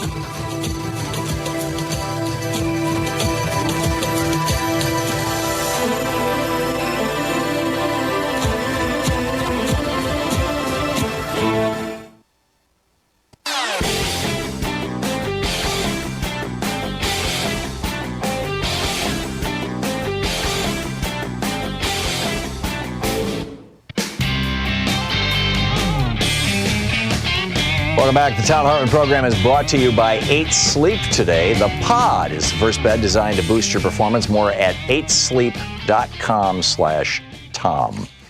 And I also wanted to get into, we've been talking about respect and how the Republicans are dealing with all this versus how the Democrats are dealing with all this. And Steve Scalise came out and said, no, we always respected Obama, right? And yet, Joe Wilson in 2009 yells, "You lie," while President Obama is addressing Congress. In 2011, Representative Doug Lamborn of Colorado, the Republican of Colorado, called Obama a tar baby. In 2012, Representative Mark Meadows, Republican from North Carolina, said it's time to send Obama home to Kenya. We all knew what this was all about. The Republicans put together invited Benjamin Netanyahu while the Iran nuclear deal was being negotiated by the Obama administration. They invited Netanyahu to come over and address a joint session of Congress without even telling the president. Boom! Suddenly Netanyahu's here speaking to Congress, and basically trying to influence U.S. foreign policy. It was insanely disrespectful. And then Obama comes to John Boehner, he was the Speaker of the House at the time, and says, I'd like to address a joint session of Congress. And Boehner says, no, you can't do that. I'm not going to let you. David Perdue openly prayed that Obama's days be few and another would have his office. In 2014, a Republican staffer told Sasha Malia Obama to show a little class. Jim Sensenbrenner, the Republican from Wisconsin, says Michelle Obama, quote, lectures us on eating right while she has a large posterior herself. Over a dozen congressional Republicans signed on the birther conspiracy, and this is while Obama was president. Endless press coverage of Obama's religion, vacations, golf trips, alleged communist and socialist ties, all of this kind of stuff. And then yesterday, Kellyanne Conway comes out and just goes through this whole, dog whistle thing. This is pretty remarkable. She's saying basically, no, the president's tweets and his comments aren't really racist. And then speaking of the squad, speaking of these 4 women of color, she says, and I quote, I'm quoting Kellyanne Conway, they represent the dark underbelly in this country of people who are not respecting our troops, and are not giving them the resources and respect that they deserve. She says, Team Trump isn't racist. They're just, quote, sick and tired, end quote, of dark, quote, Americans. And then she adds, they pal around with terrorists. And then she says to this reporter, what's your ethnicity? Andrew Feinberg, he's Jewish. And reporter Benjamin Freed says most Jewish Americans will recognize Conway's question. It's the insinuation that we're from somewhere else, guests in our own country, and possibly loyal to another flag. So here you've got Steve Scalise just lying through his teeth. He's the number 2 Republican in the House of Representatives. At the same time that you could just go through the list of things that Donald Trump has done and said that are, Alex Kingsbury wrote a piece for the New York Times. He's a member of the editorial board. Just the lies of Donald Trump, that on January 20th, 2017, he had the largest crowd ever, that the Electoral College favors Democrats, that the border wall is under construction and that Mexico is paying for it. These are all lies that Donald Trump has told. That under Trump's administration, there's been a 78% reduction in illegal border crossings. A lie, too. He said that 400 miles of border wall would be built by year's end. And by 400 miles, I mean literally 500 miles. Another lie. He said that Nancy Pelosi came out in favor of MS-13. A lie. He said that Kamala Harris supports MS-13. A lie. Kamala Harris, of course, a woman of color who's running for president. He said the Democrats want to give welfare and free health care to anyone who crosses the border. Not true. He said the Democrats want to give illegal immigrants cars. A lie. He said he couldn't hire Floridians to work at Mar-a-Lago, so they had to employ, undocumented immigrants? He didn't say specifically undocumented, but he said he couldn't find Americans to work there, so this is why they were getting these foreign visas in. He says 3,000 people didn't die in Puerto Rico. He said Puerto Rico was given $91 billion to rebuild. These are all lies, right? Global warming is a hoax. It's a lie. He said the energy produced in America is the cleanest in the world. It's a lie. He said windmills cause cancer. It's a lie. He said the economy is the best it's ever been. It's a lie. He said 94% of Republicans support him more than backed Reagan. It's a lie. He said you need photo ID to buy a box of cereal. It's a lie. I mean, it goes on for, I've got 5 more pages of his lies here. You're listening to the Thom Hartmann Program. Call 202-808-9925. Will his appeals to naked racism be enough to cause Americans to forget his lies and his policies?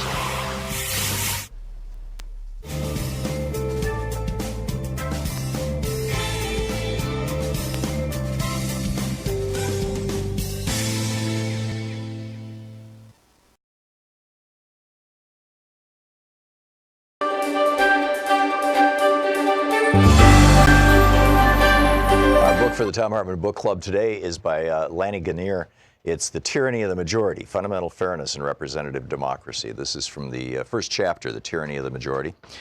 I've always wanted to be a civil rights lawyer, she writes. This lifelong ambition is based on a deep-seated commitment to democratic fair play, to playing by the rules as long as the rules are fair. When the rules seem unfair, I have worked to change them, not subvert them. When I was 8 years old, I was a Brownie. I was especially proud of my uniform, which represented a commitment to good citizenship and good deeds. But one day, when my Brownie group staged a hat-making contest, I realized that uniforms are only as honorable as the people who wear them. The contest was rigged. The winner was assisted by her milliner mother, who actually made the winning entry in full view of all the participants. At the time, I was too young to be able to change the rules, but I was old enough to resign, which I promptly did. To me, fair play means that the rules encourage everyone to play. They should reward those who win, but they must be acceptable to those who lose. The central theme of my academic writing is that not all rules lead to elemental fair play. Some even commonplace rules work against it. The professional milliner competing with amateur brownies stands as an example of rules that are patently rigged or patently subverted. Yet sometimes, even when rules are perfectly fair in form, they serve in practice to exclude particular groups from meaningful participation. When they don't encourage everyone to play, or when, over the long haul, they do not make the losers feel as good about the outcome as the winners, they can seem as unfair as the milliner who makes the winning hat for her daughter. Sometimes, too, we construct rules that force us to be divided into winners and losers when we might have otherwise joined together. This idea was cogently expressed by my son Nicholas when he was 4 years old, far exceeding the thoughtfulness of his mother when she was an 8-year-old Brownie. While I was writing one of my law journal articles, Nicholas and I had a conversation about voting prompted by a Sesame Street magazine exercise. The magazine pictured 6 children. 4 children had raised their hands because they wanted to play tag. 2 had their hands down because they wanted to play hide and seek. The magazine asked its readers to count the number of children whose hands were raised and then decide what game the children would play. Nicholas quite realistically replied, "They'll play both. First they'll play tag, then they'll play hide and seek." Despite the magazine's rules, he was right. To children, it's natural to take turns. The winner may get to play first or more often, but even the loser gets something. His was a positive sum solution that many adult rule makers ignore. The traditional answer to the magazine's problem would have been a zero-sum solution. All the children will play tag and only tag. As a zero-sum solution, everything is seen in terms of I win, you lose. The conventional answer relies on winner-take-all majority rule, in which the tag players, as the majority, win the right to decide for all the children what game to play. The hide-and-seek preference becomes irrelevant. The numerically more powerful majority choice simply subsumes minority preferences. In the conventional case, the majority that rules gains all the power, and the minority that loses gets none. For example, 2 years ago, Brother Rice High School in Chicago held 2 senior proms. It was not planned that way. The prom committee at Brother Rice, a boys' Catholic high school, expected just one prom when it hired a disc jockey, picked a rock band, and selected music for the prom by consulting student preferences. Each senior was asked to list his 3 favorite songs, and the band would play the songs that appeared most frequently on the lists. Seems attractively democratic. But Brother Rice is predominantly white, and the prom committee was all white. And that's how they got 2 proms. The black seniors at Brother Rice felt so shut out by the democratic process that they organized their own prom. As one black student put it, for every vote we had, there were 8 votes for what they wanted. With us being in the minority, we were always outvoted. It's as if we don't count. Some embittered white seniors saw things differently. They complained that the black students should have gone along with the majority. The majority makes the decision, they said. That's the way things work. In a way, both groups were right. From the white students' perspective, this was ordinary decision-making. To the black students, majority rule sent the message, we don't count, is the way it works for minorities. In a racially divided system, majority rule may be perceived as majority tyranny. That's a large claim, and I don't rest my case for it solely on the actions of the prom committee in one Chicago high school. To expand the range of the argument, I first consider the ideal of majority rule itself, particularly as reflected in the writings of James Madison and other founding members of our republic. These early Democrats explored the relationship between majority rule and democracy. James Madison warned, if a majority be united by a common interest, the rights of the minority will be insecure. The tyranny of the majority, according to Madison, requires safeguards to protect, quote, one part of the society against the injustice of the other part, end quote. For Madison, majority tyranny represented the great danger to our early constitutional democracy. Although the American Revolution was fought against the tyranny of the British monarch, it soon became clear there was another tyranny to be avoided, the accumulation of all powers in the same hands. Madison warned whether of one, a few, or many, and whether hereditary, self-appointed, or elective, may justly be pronounced the very definition of tyranny. As another columnist suggested in papers published in Philadelphia, we've been so long habituated to a jealousy of tyranny from monarchy and aristocracy that we have yet to learn the dangers of it from democracy. Despotism had to be opposed, whether it came from kings, lords, or the people. Laniganier's Tyranny of the Majority. Want to connect with the show online? You can find the Thom Hartmann Program on Facebook, Twitter, and Instagram.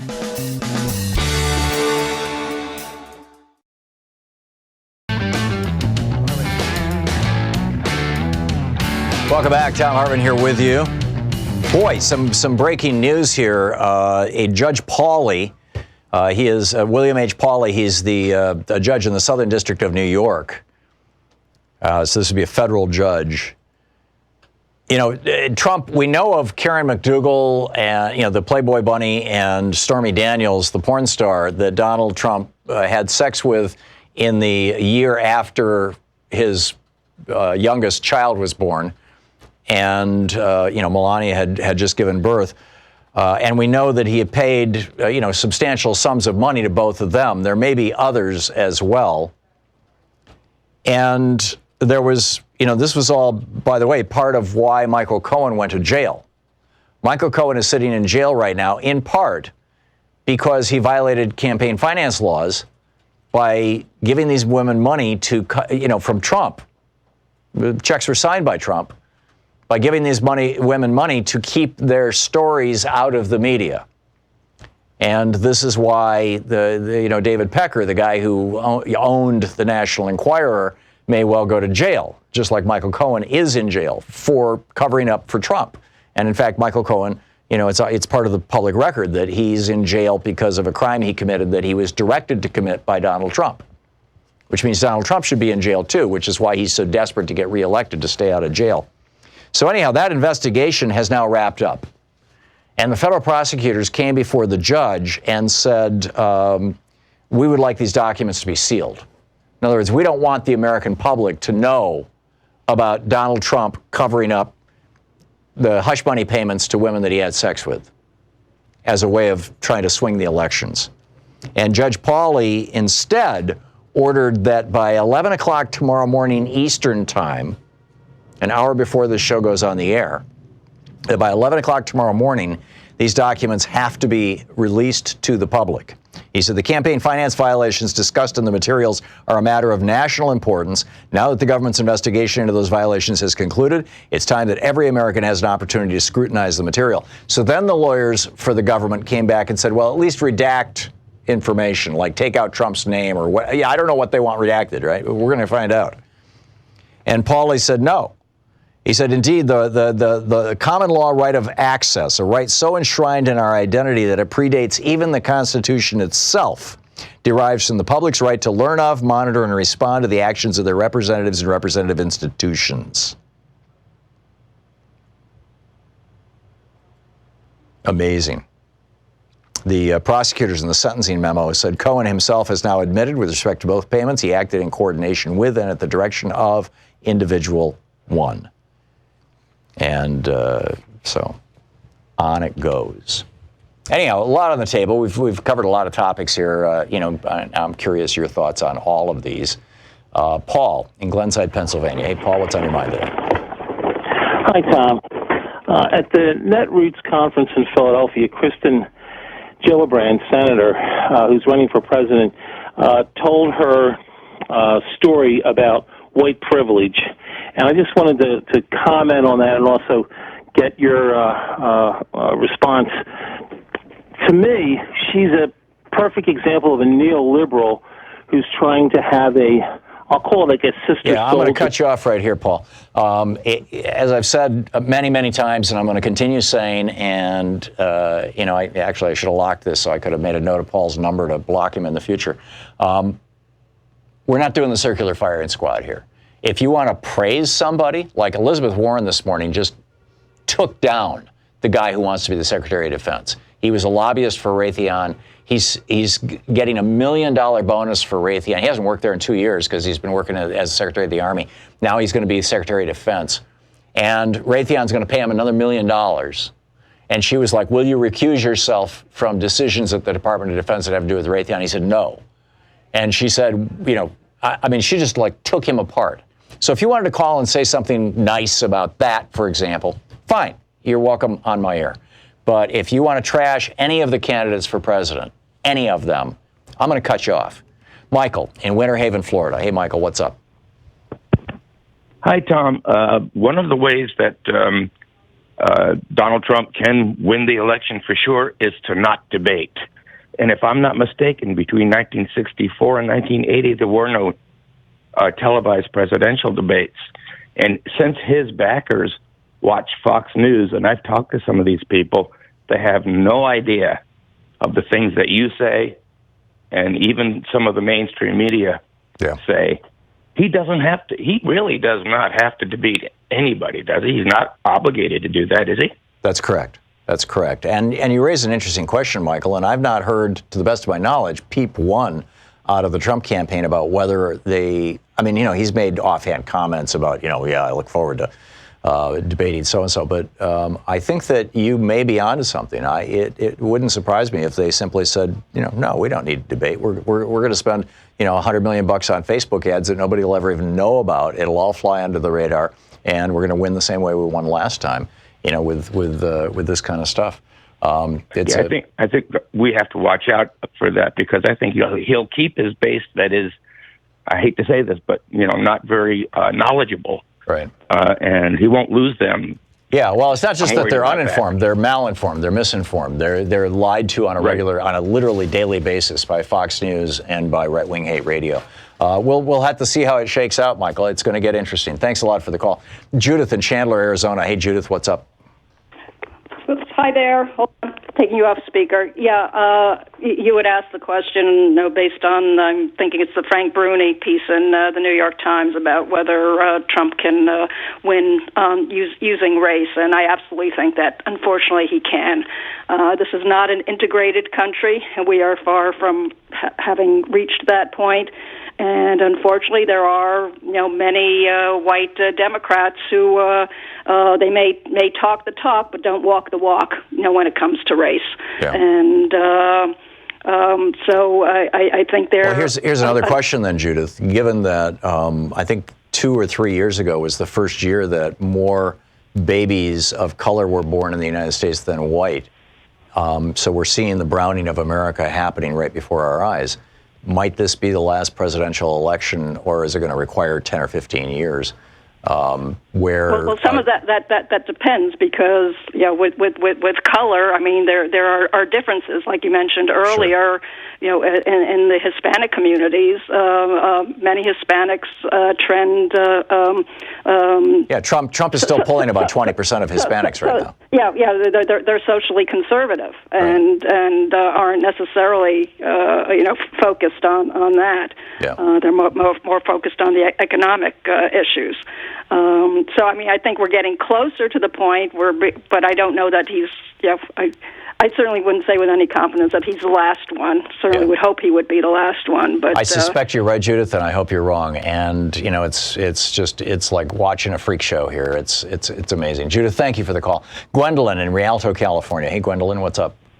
Yeah, hi, Tom. Thank you very much for taking my call. Sure. And what my major concern is, Trump is a racist, but the scary thing about him, because I am African American, and I have been on a corner with my sign, impeach Trump. And at the time, I had someone, a white guy in a truck, call me a black nigger, go back to Africa. Oh, my God. So this is out there. And the thing I'm afraid of, and nobody hits on it to the point where they can see that he's stirring this type of people out. They're coming out in masses. Oh, they're not just coming out in masses. They're shooting people. They're killing people. Absolutely, but even more so to the point where it's going to create great havoc in this country. Yeah. And as you know, you spoke of it before in terms of what's happening with fascism. They're always a group that always has to be demonized. Right, and fascism, it starts out as the merger of corporate and state interests, and we're already there. And then it starts Correct. using the demonization of individual groups to otherize people, to mobilize the majority. And which is what Trump is. He's like in stage 2 right now of fascist takeover. Oh, yeah. And not only that, I cannot believe, and the scary part about it, my brother-in-law and a lot of my friends, Hispanic, even my brother, they're for Trump. But see, they don't see, they think that they're not that black, because their lawyer, when's a lawyer, lunch, has quite nice money, So they don't see themselves as those black people. Right. But they don't understand that the group that's actually out there, they're not going to come up and ask them, let me see your bank account, let me see your position. So you're saying that the class divisions in the black community are cleaving politically? Yes. Wow. Yeah. Yeah, it makes sense. It's unbelievable. And I tell my brother-in-law this all the time. How can you support a man that's emboldening a group that's going to come after you? How can you do that? How can a black person or people of color do that when they're emboldening a group of people, which they're arming by arms? As you know, you hear it all the time, how these groups are recruiting, they're getting guns, they're getting rifles, they're wanting another civil war, these people. Oh, explicitly. I mean, some of these folks are absolutely open about it. And Tim McVeigh started this process, following the Turner Diaries. Gwendolyn, I got to run, but thank you for the call and thanks for the information. Your insights and perspectives and your personal stories are all much appreciated, much valued. We're going to check in with Talk Media News in just a minute. Stick around. We'll be right back. Yeah, that'll be in 4 minutes from now, actually. With Talk Media News. It's 45 minutes past the hour. You're listening to Thom Hartmann. Visit ThomHartmann.com for audio and video archives. We'll be checking in with Bob Ney in about 4 minutes. Meanwhile, the Thom Hartmann Program exposing the con in conservative.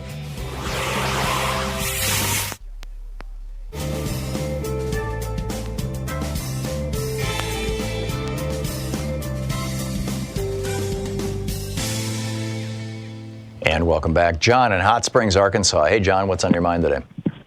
Hey, Tom, it's wonderful talking to you. Thank you. I'm coming late to your show, but I just wanted to make a few points about what you said. Trump's putting those ads on Facebook. Most folks are leaving Facebook now, so I wouldn't even really listen to Eric Trump. And I think young folks are leaving Facebook, John. There's actually older folks are actually joining to keep track of grandkids and stuff like that. I mean, You're correct. Yeah, it's an interesting dynamic, but he's mostly going. The average age of Fox News viewers is 70. That's his market is people probably over 40, and white people over 40, and they are on Facebook in huge numbers. I would think that bodes well for the future for America as well. Yeah, well, eventually, yeah. I would also say that, we don't really want 4 more years of Trump. I mean, you just have to ask people that, and I think you'll get your answer. But I really, really wanted to talk about what Charles P. Pierce wrote in Esquire magazine about Justice Stevens today.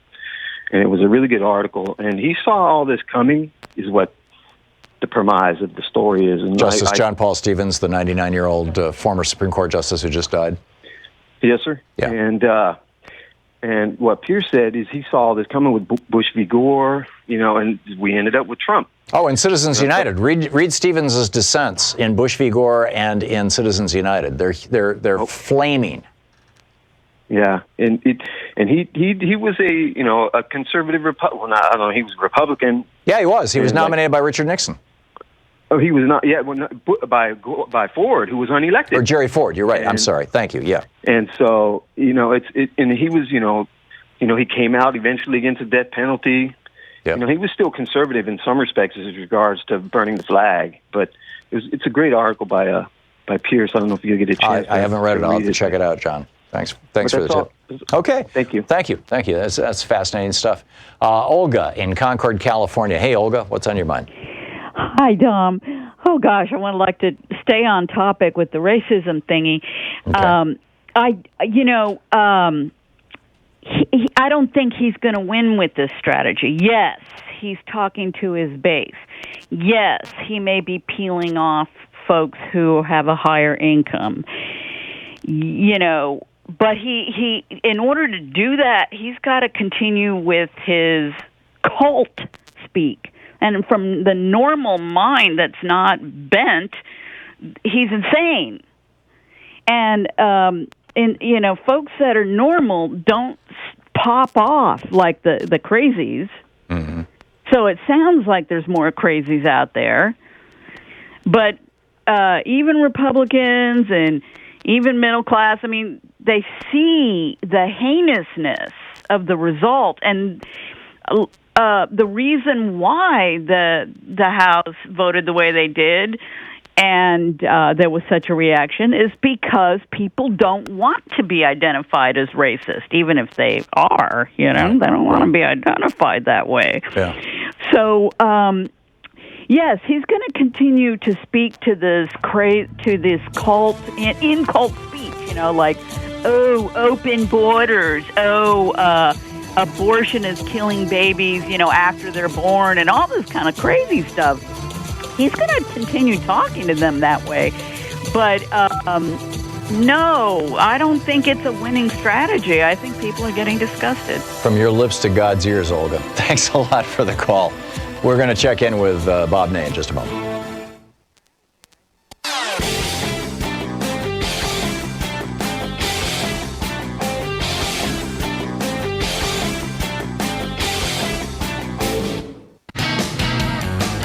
And welcome back. Thom Hartmann here with you. It is 10 minutes before the hour. Let's check in with Talk Media News and find out what's up in the world. This report brought to you by goatsfortheoldgoat.com and Loving What You Do. Ellen Ratner's new book. On the line with us is Bob Ney, author of Sideswiped, former Ohio congressman. Bob, what's happening in the world today that we need to know about? Well, Tom, before we get to President Trump and the squad, I wanted to make a couple points on that. I wanted to share a story that we just had breaking to us, and that's the federal prosecutors in New York have ended their investigation. That broke on, I think, CNN today. And they've ended their investigation of the Trump Organization's role in the hush money payments, that were made to women who said they had affairs with him.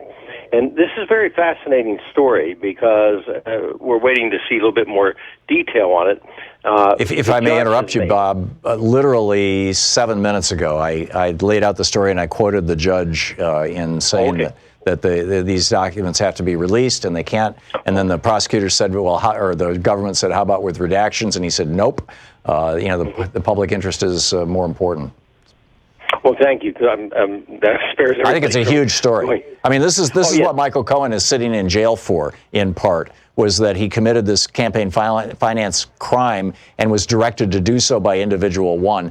And this is now going to be all the documentation behind it. And we're going to find out if there's other women beyond Karen McDougal and Stormy Daniels, too. Well, right. And, the other puzzling thing about this story, obviously the judge in this case is doing the job of the Justice Department because this is, quote, case closed.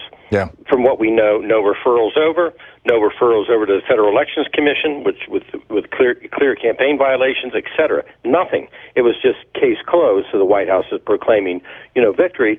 But the judge is really basically going around that by saying, well, wait a minute, we're going to provide information. Otherwise, this would be today, Tom, case closed, finished, and sealed. Right.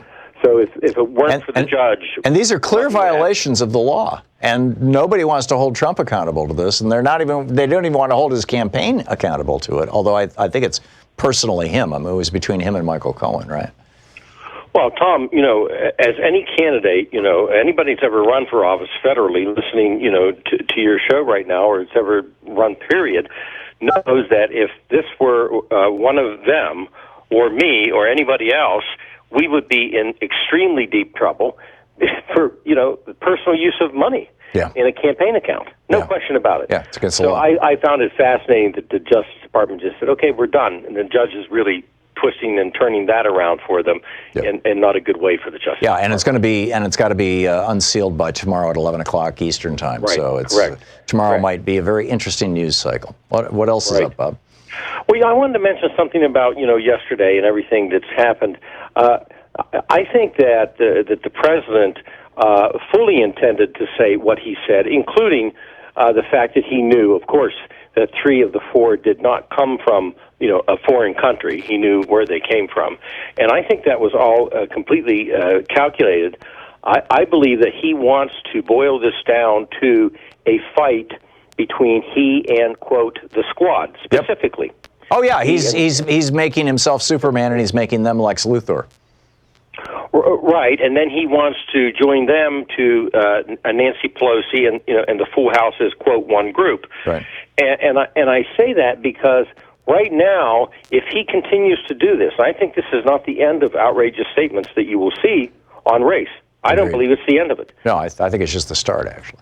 At all. And it's because now he's able to take the 2020 campaign into a campaign of Donald Trump versus, quote, socialists, and as Lindsey Graham called, I don't know who he was calling communists yesterday, but he called somebody communists. And so President Trump is going to continue to make statements so that he will be able to put aside basically the Democratic candidates for president and make this his media-controlled fodder with the squad and Nancy Pelosi. And then that way he takes a bit of a political vacuum cleaner to the Democratic candidates to keep himself central. And, of course, he's trying to get his evangelical vote up also. Yeah, the white evangelicals, yeah. Right. I just found it fascinating. The question, Bob, is do you think that this is a winning strategy?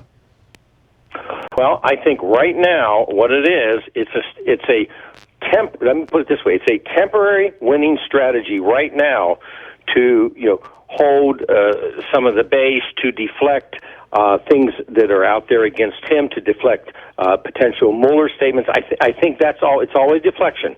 Right, and it's also him controlling not letting the Democratic candidates have the front run of the media right now. So or Jeffrey Epstein. Yes, and I stress this temporary because this is not a good long-term strategy. And in fact, as this continues to rot, as I'll call it, with racial statements, etc., you will start to see Republicans peel off from the president, and on the long term, that's not good. So maybe he's getting a short-term gain. I really don't think it's a good... But some of them are just... I mean, I saw on CNN this morning, John Kennedy, the Republican senator from Louisiana, say that, I don't think those tweets were racist. I don't think Trump is a racist. I mean, he's starting to get... I mean, the chorus is starting to sing. I think these guys are all terrified of what happened to Bob Corker and Jeff Flake. Well, they are in a sense, but I think if this continues on, at some point in time, it will not be a good strategy for the president, and I still think that some of the Republicans will begin to peel off. Only 4 did yesterday, and I fully understand that. And one of the reasons they were able to kind of hold together, they were using AOC, let's face it, as a lightning rod. Well, and not only that, of the 4 that peeled off, if correct me if I'm wrong, I've only seen one story on this. 2 of them are not running for re-election, and one was African American, Will Hurd, out of Texas, or correct, a person of color. Correct. So, basically, one Republican apparently was willing to stand up to him, and maybe he's not planning on running either. I don't know. Right. I mean, they're all looking at what happened to Justin Amash and going, uh-oh. True. That's true. And so it might be a short-term gain. I still think if this continues in the long term, people will tire of it. Yeah. Well, Steve, and then you got Steve Scalise, who, when he was running for Congress in Mississippi, was it? I think, said that he was David Duke without the hood. Correct. And he's saying, "Oh, well, we always respected Obama," but and it's incredible. Anyhow, Bob Ney, Congressman, thanks so much. Thank you. You're listening to Thom Hartmann.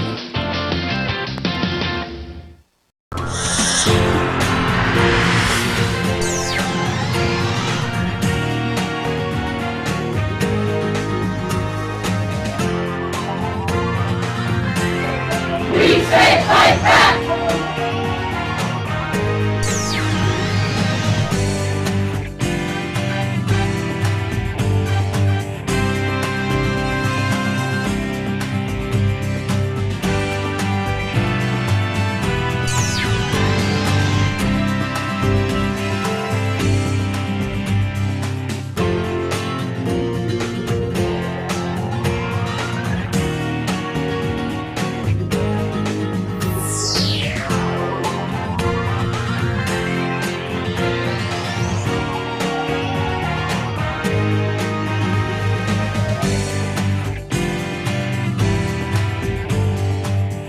You know, every day here on the Thom Hartmann Program, Louise and I and our team, Sean, Nate, Shira, Dave, Chase, Sue, Nigel, Ron, we all work to put together the very, very best show we possibly can. And there's an enormous amount of work that goes into the show.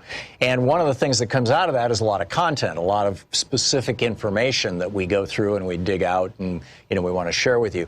And Sue puts that into our newsletter every week. And I think you will, if you don't already receive our newsletter, it comes in email every day, about an hour after we're off the air, or maybe a couple hours after we're off the air. And Sue goes through and pulls literally every link to every story that we talked about and puts it into the newsletter. It's free. We don't sell a list or anything. You complete safety and security. There's no charge. There's no nothing. Just, you know, plug in your email address over at thomhartmann.com. And you get signed up for the newsletter. It's all fairly obvious. You'll see it on the website. So check it out, thomhartmann.com. Thank you.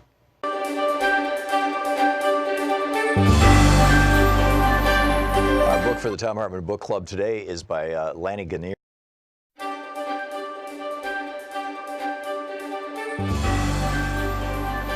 Our book club book today is Last Boat Out of Shanghai by Helen Zia, the subtitle, The Epic Story of the Chinese Who Fled Mao's Revolution.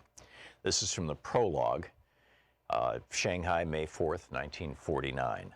Bing sat up straight in the pedicab, gripping the hard seat as the driver cursed and spat.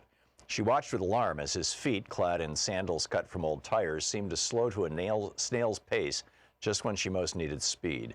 This stylish-looking young woman had imagined that her last hours in Shanghai would be spent waving farewell from a ship's deck to envious onlookers below as a river breeze gently lifted her dark hair, just as she'd seen in the movies. After all, she was about to leave China's biggest, most glamorous, and most notorious city. But now, with the imminent threat of a violent communist revolution, she was running away again, along with half the city's population, it seemed. And instead of standing at the rail exchanging smiles with the ship's other passengers, she was stuck in traffic, terrified that she wouldn't reach the Shanghai Hongqiao wharf in time. That would spell disaster. She lurched forward as the pedicab driver stood on the pedals of his three-wheeled cycle and came to a stop. Around her was a sea of other pedicabs, rickshaws, cars, buses, carts, and trucks, all screeching and honking, their drivers yelling every manner of obscenity. The cacophony reverberated against the walls of the stone and concrete canyon of Nanjing Road. Bing was no stranger to Shanghai's mayhem, but she'd never seen anything quite like this. Of all times to be stuck in such bedlam, on the very day she had to get to the riverfront, the date set for her departure from this desperate city. She'd sewn her floral print quipois for this special occasion. Each careful stitch had captured her growing anticipation. With her oval face, big eyes, and full red lips, all crowned by a tiara of black permanent waves, the 20-year-old might have been mistaken for a coy Shanghai poster girl, but for the panic in her eyes. Like her, everyone in Shanghai seemed to be in a frenzy to escape, to use any means to get away from the impending arrival of the communists. But unlike those who were still clamoring for a seat to anywhere, Bing was one of the lucky ones. She possessed a precious one-way ticket out on a ship to America. Finally, the driver managed to break through the crush. He harangued everyone in his path, shouting, "Move along, you worthless mule scrotum, smellier than pig farts." She didn't blink at his choice of words, which came as naturally as breathing on Shanghai's streets. She didn't care as long as she got to the wharf. The ship's smokestacks came into view just past the stately Astor House Hotel and the towering 19-story Broadway Mansion's apartments, where the Xinjiao Creek meets the bend in the Huaihangpu River, the last major tributary of the mighty Yangtze River before it joins the East China Sea. Massive granite buildings, all in European style, lined the signature waterfront boulevard and docks. To the foreigners, this prime section of waterfront was known as the Bund, from a Hindustani word meaning embankment. The Chinese called it Waitan, meaning outside or foreign shore, a reference to the foreigners who once ruled this proud imperialist showcase of Shanghai. British and American businessmen had wrested away the best sections of the port city with the full support of the government. Land and sovereignty had once been ripped from China, spoils of the opium wars that had forced the narcotic onto China 100 years before. Everything about these monuments to international capitalists and pale big noses seemed foreign, including the British Big Ben chime of the giant clock tower over the customs house. Soon it would be up to the communists to decide what would follow, what would happen to these grand stone edifices. Shanghai was China's most modern, populous, and cosmopolitan city. One of the leading metropolises of the world, the Paris of the Orient was also home to tens of thousands of foreigners who were despised by imperialists by the Communist Party and its leader, Mao Zedong. The city was the launching point for major inland routes and international traffic, whether by boat, plane, train, or wooden cart, making it the epicenter for the massive exodus in the late 1940s. Stoked by the anticipated communist victory over the nationalist government headed by Chiang Kai-shek, panic and terror had first infected the wealthiest, most educated, and most privileged classes and sent them running in what they fully expected to be a brief exile. It was assumed that the communists would target the rich and the pampered in the same way that the Bolsheviks had gone after the Tsarist White Russians, many of whom had come to Shanghai as refugees from that 1917 revolution.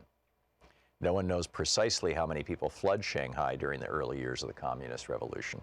Scholars and journalists have estimated that more than 1 million people set off from or through that port city. Many of those who ran for the exits belonged to the city's capitalist and middle classes, who presumably had the most to lose under the communists. These two groups comprised about 5% and 20%, respectively, of the city's 6 million residents, or about 1.5 million people. On the other hand, the remaining 4.5 million who made up Shanghai's majority saw no need to escape. They included Shanghai's industrial workers, coolies, drivers, the destitute. But it was not only members of the upper classes who fled. They were joined by old regime loyalists, from high nationalist government officials to lowly foot soldiers, as well as those who simply got caught up in the frenzy or were especially fearful. Unfortunately, there are no records of the exodus, since the retreating nationalists destroyed as many documents as they could, while the incoming communists inherited a country in such disarray that no accounting of the departures is known to have taken place. Last Boat Out of Shanghai by Helen Zia. Want to connect with the show online? You can find the Thom Hartmann Program on Facebook, Twitter, and Instagram.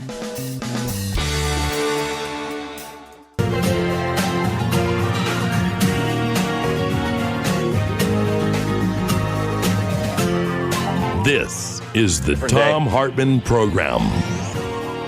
And welcome back. Thom Hartmann here with you. One of the questions that has been on my mind is how women, keeping in mind that Donald Trump carried 53% of the white female vote, how women generally, I think we know how African American women are going to vote in this election. I mean, they've been among the most competent, brilliant, showing up activists, against Donald Trump.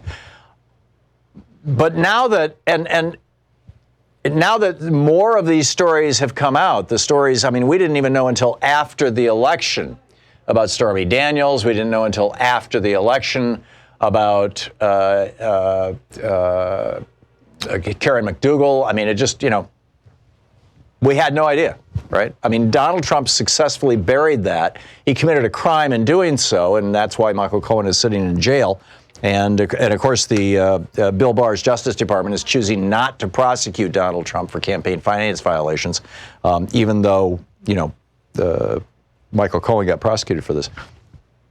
So in the previous hours, we were talking about Trump is doubling down on race. He's betting that, Nixon's Southern strategy, which was done subtly, relatively subtly by Nixon and relatively subtly by Reagan, that Trump has, and that Donald Trump has taken to a whole new scale, new whatever you want to call it. Whether women are going to stay, whether white women in particular are going to stay with Donald Trump or not. And so the question is. Well, in fact, let me just lay out some of the details here. Just from women's point of view, right?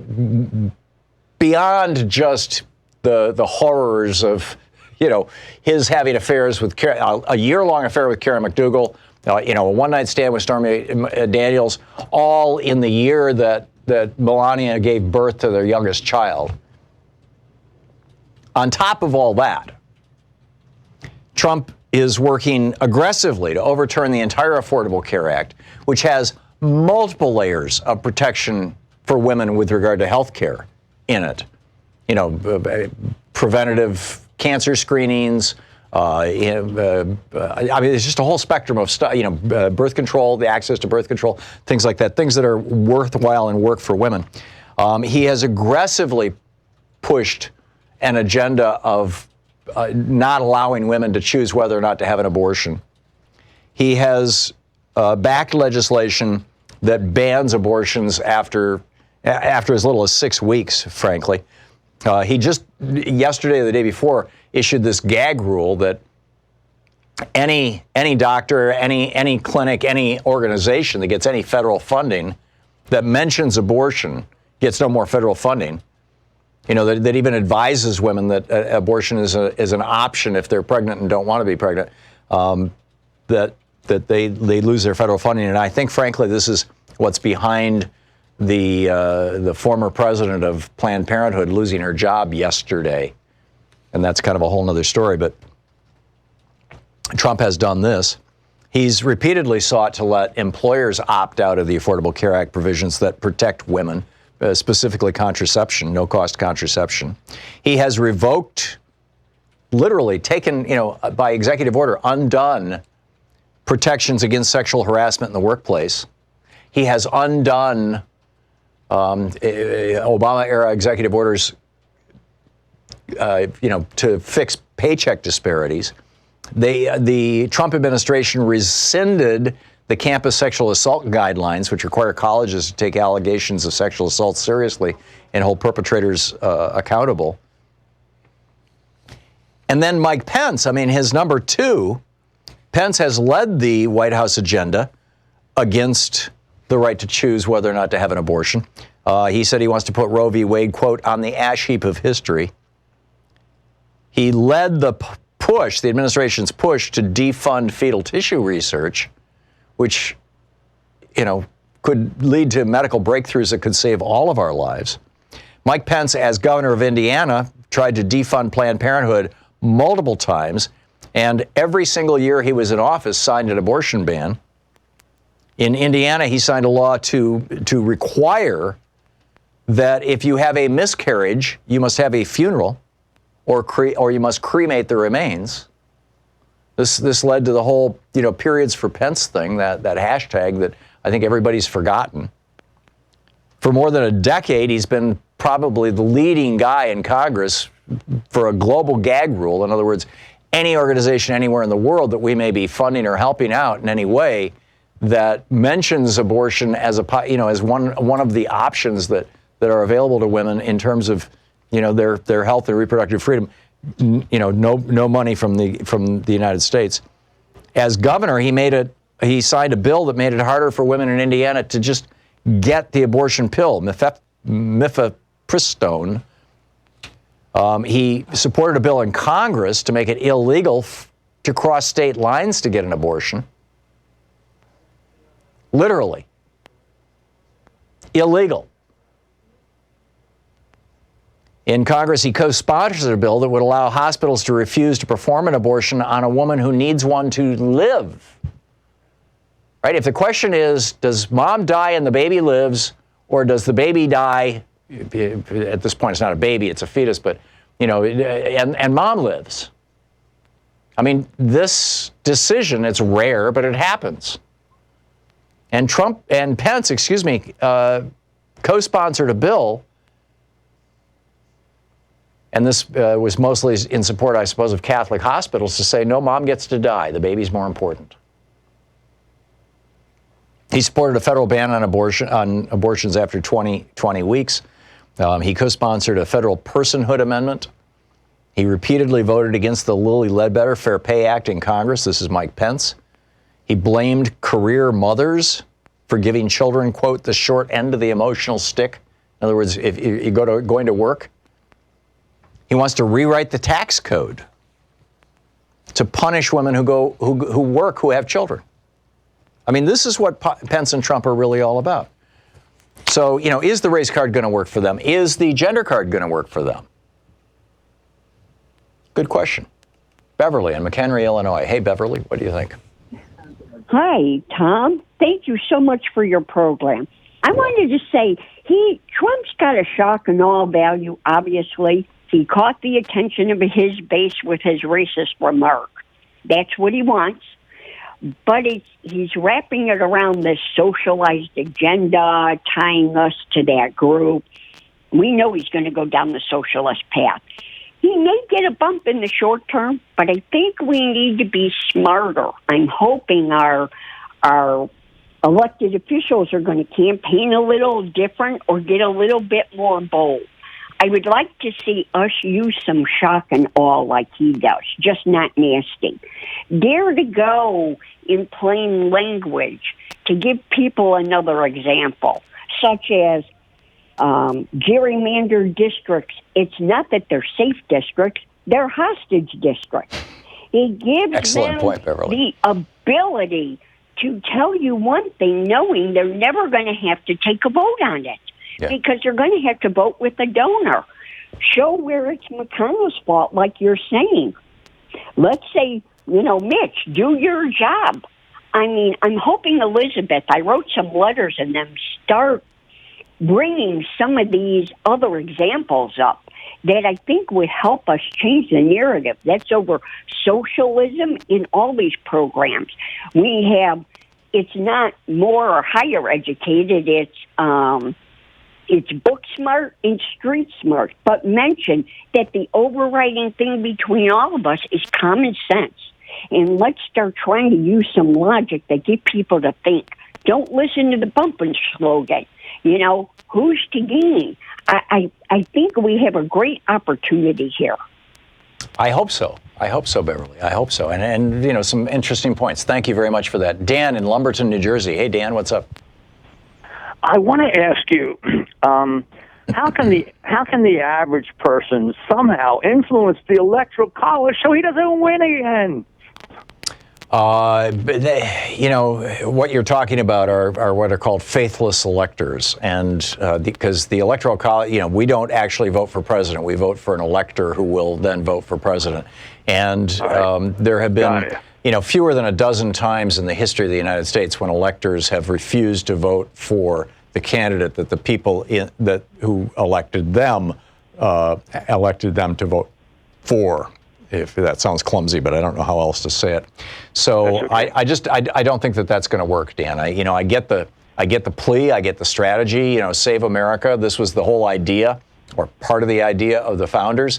This is basically what Hamilton lays out in I think it's Federalist 52. It's in the Federalist Papers anyway, or it might be 26, whatever it is, or 25. But And Hamilton said, this would prevent, that the Electoral College was designed to prevent, quote, a person of low character, end quote. I mean, this is literally Hamilton's words, from ever, climbing to the office of the presidency. That was the whole point. And yet, here we are. So I just don't think that's going to work, Dan. So there can't be I'm sorry to keep talking, John. Yeah, but so there can't be some kind of a low-level strategy that doesn't have the popular vote more than him, and then he wins again in the Electoral College? Yeah, well, no. Unfortunately, okay. I mean, if there was, if this was a strategy that was workable, I guarantee you that the Republicans would have tried it a long time ago. But good luck, good try. Thanks a lot for the call. Let's see here, Harry in Aurora, Colorado. Harry, what's on your mind today? Harry. Okay, Michael in Chicago. Hey, Michael, what's on your mind today? Oh, hey, Michael, let me put you on hold. I'm sorry, I just got a 20-second cue. I was not paying attention to my clock, and we're hitting the break here. So, in fact, there it goes. So I'll pick up your call after the break. It is coming up on 18 minutes past the hour. It's the Thom Hartmann Program, helping you win the water cooler wars with talk media for the rest of us. So will women desert Donald Trump this time around? Has enough come out? Right? I mean, it was just before the election, we got the Access Hollywood tape. But that was, back in the day. Now we know it's more recent.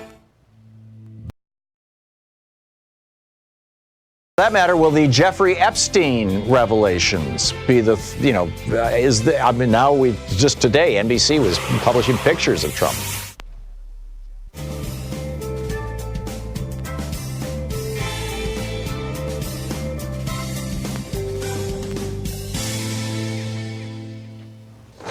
And welcome back.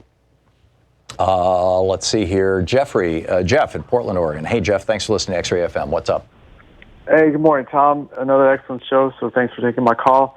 I'd like to ask you a question regarding an impeachment inquiry, but if I might just preface it really quickly by reinforcing a point you've been making recently, that Trump's Republican Party, it's not an anomaly. It's a natural progression beginning with Nixon's Southern strategy and its reboot with Reagan and Philadelphia, Mississippi, and now culminating with this white national fascist we have. So, we can walk and chew gum at the same time. We have to acknowledge the economic pain caused by the neoliberalism that Trump's campaign gave lip service to, and call him out for being a fraud and liar by not doing anything about it once he got in, actually exacerbating that pain. And then, at the same time, make sure we get a candidate who offers bold solutions like Medicare for All, Green New Deal, and pro-union, and a pro-union agenda, et cetera, et cetera. But, Tom, concerning an impeachment inquiry, Eugene Robinson wrote a great piece in July 11th's Washington Post titled, "An impeachment inquiry is risky, not opening one is riskier." And then in a New York Times op-ed last week titled, "What Will It Take for Democrats to Unite Behind Impeaching Trump?" Michael Conway, who served as a counsel for the House Judiciary Committee during Watergate, he wrote, and I quote, "Party unity coalesced only after House leadership authorized Peter Rodino of New Jersey, the Judiciary Committee chairman, to conduct a thorough 6-month impeachment investigation," unquote. Right. So my question for you, Tom, can Speaker Pelosi authorize this without a vote, or have the rules changed? And either way, why isn't Speaker Pelosi doing more to whip up the votes rather than just sit back and vote count? Nancy Pelosi would have to answer those questions, Jeff. My personal sense of it is that she's afraid of political blowback. There's this mythology that the Clinton impeachment hurt Democrats, hurt Republicans and worked to the benefit of Democrats. I don't believe it. I think Al Gore won the 2000 election. I think he won it in Florida. The New York Times reported that a year later, but it was, a month after 9/11. So both the New York Times and the Washington Post reported that when they counted all the votes in Florida, Al Gore actually won. But they played it down because they didn't want to delegitimize George Bush a month after 9/11, which is when they finally added it all up. So I think that she's believing this old mythology. It's the only explanation that I can come up with. And Congressman Pocan in the first hour of the program, when he was taking calls from listeners, he's the co-chair of the Congressional Progressive Caucus, a lot on the line here. He basically said, she's just trying to count votes. And this is your point, Jeff, is that that's a pretty passive stance. And yeah, I mean, he made my point by saying she's done a great job whipping up votes, getting conservative Dems and even some Republicans to pass a lot of progressive bills. So if she can do it with that stuff, why isn't she doing it with, every day we're seeing, an assault on our democratic institutions by this guy. And, it's time to not only call your member of Congress and ask if they are on the record supporting an impeachment inquiry. And you're absolutely right. It was Peter Rodino starting that back in 73, 74, whatever the year was, that really got the ball rolling. Whether she supports that, number one, and number two, whether and asking calling Pelosi's office as well. Those are the two things to do. Jeff, thanks a lot for the call. We'll be back.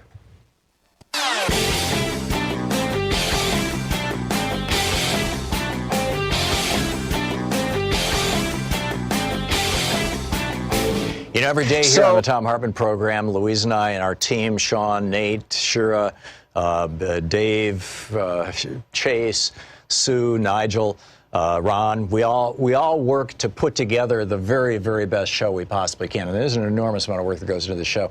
And one of the things that comes out of that is a lot of content, a lot of specific information that we go through and we dig out and, we want to share with you.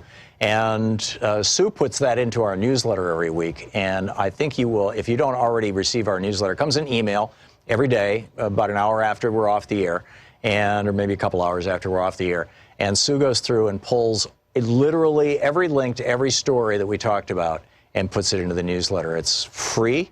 We don't sell the list or anything. You complete safety and security. There's no charge. There's no nothing. Just, plug in your email address over at thomhartmann.com. And you get signed up for the newsletter. It's all fairly obvious. You'll see it on the website. So check it out, thomhartmann.com. Thank you.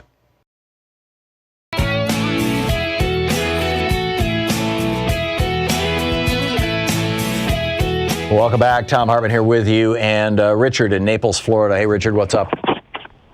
Good afternoon, Tom. So good to have you on this air. It's one last hope.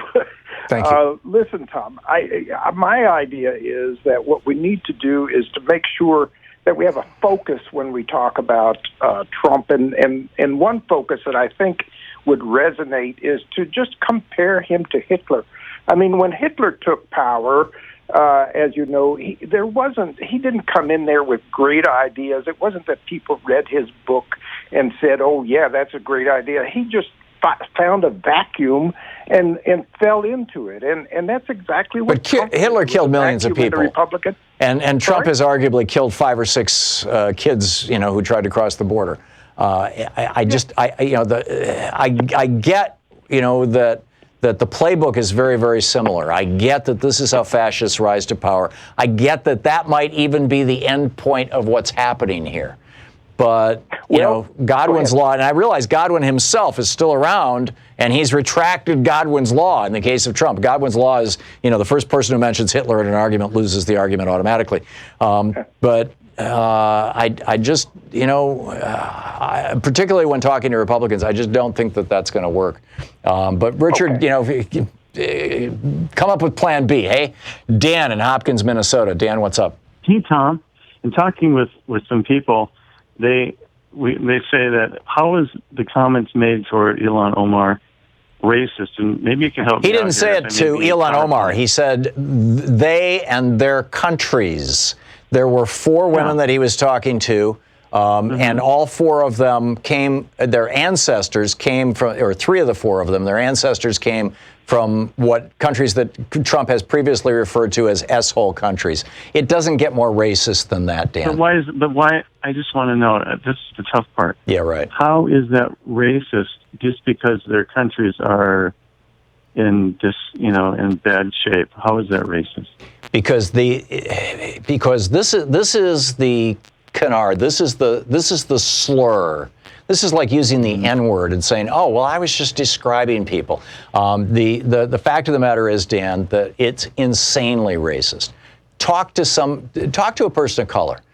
People, Hispanics, African Americans, Asian Americans, routinely hear this as a slur, as an attack. They hear it in school. They hear it in the marketplace. All these stories. The New York Times this week compiled stories from people all over the country. People of color telling their stories of when they were told to go back to the country you came from. Nobody has ever told me to go back to Norway, right? Nobody has ever told me to go back to the country that my ancestors came from. Now, why is it that every single black person that I know has had somebody yell at them, go back to Africa? And nobody's yelled at me ever, go back to Norway. That seems to me like a racial distinction. You're listening to the Thom Hartmann Program. Call 202-808-9925. We'll be back with more of your calls after this. It's coming up on 28 minutes past the hour.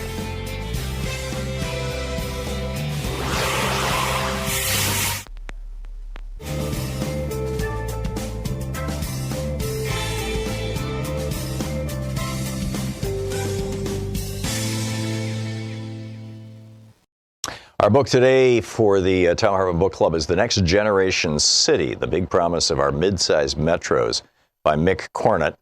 We're reading from the foreword by Richard Florida. A funny thing happened in the early years of the millennium. A rising global economy alongside powerful new technologies that connected corners of the globe in an instant would make it possible for us to live and work virtually anywhere we wanted. It seemed all but certain that the forces that were connecting our world would flatten it too, and continue to push people apart. Well, those forces did the opposite.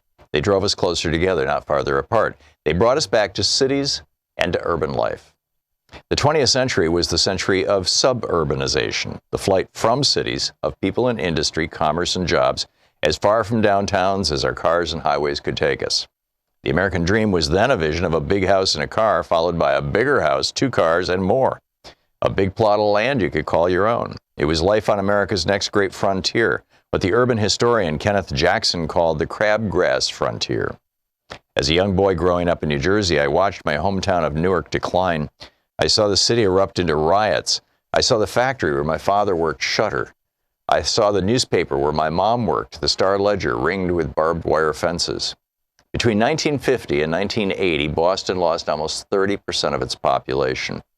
After the Boeing bust, Seattle's unemployment reached as high as 25%. In 1975, New York City, while still arguably the world's most powerful global center of business and corporate finance, nearly declared bankruptcy. One of my professors at Rutgers wrote an article provocatively titled "The City as Sandbox," which argued that America's cities had become hollowed-out shells, having lost their core economic functions to the suburbs. But now, shockingly, the 21st century has been deemed the century of the city.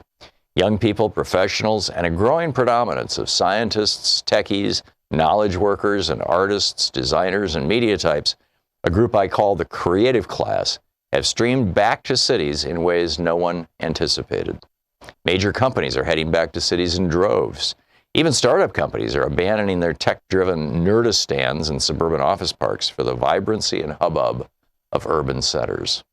So far, it's fairly clear that large cities and metropolitan areas have benefited disproportionately from this urban shift.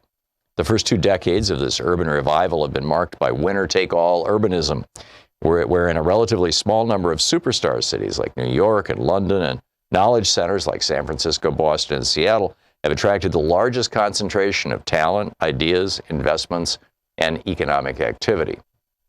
However, the reality is that the new urban knowledge economy is not determined by size alone. In fact, population size and population growth are actually poor predictors of innovation and economic growth. And as our largest urban centers have become increasingly expensive, unaffordable, and divided, they price out and drive away the very diversity that powered their innovativeness and growth to begin with. As the late great urbanist Jane Jacobs once told me, when a place gets boring, even the rich people leave. It's a big mistake to write off small places. College towns in particular have boomed, as have a host of smaller and mid-sized cities, even rural areas. Size may be an advantage, but it's not the sole determinant of success. Smaller places that cultivate innovation and creativity, have abundant natural or urban amenities, and connect to larger centers in the United States and the world are thriving. The reality of our time is that the world is spiky, not flat. While technology may have flattened access to ideas and information, the reality of our time is that access to opportunity has become increasingly spiky in this urban century. And this spikiness occurs across all scales. Some large places, the ones we all know and talk about, are doing fine, but others are struggling. And the same goes for small and medium-sized cities and rural areas. Some thrive, some coast along, and many others decline. After years of study, I've concluded that the key thing that distinguishes the thriving places of any and all size is surprisingly simple. Successful places are intentional.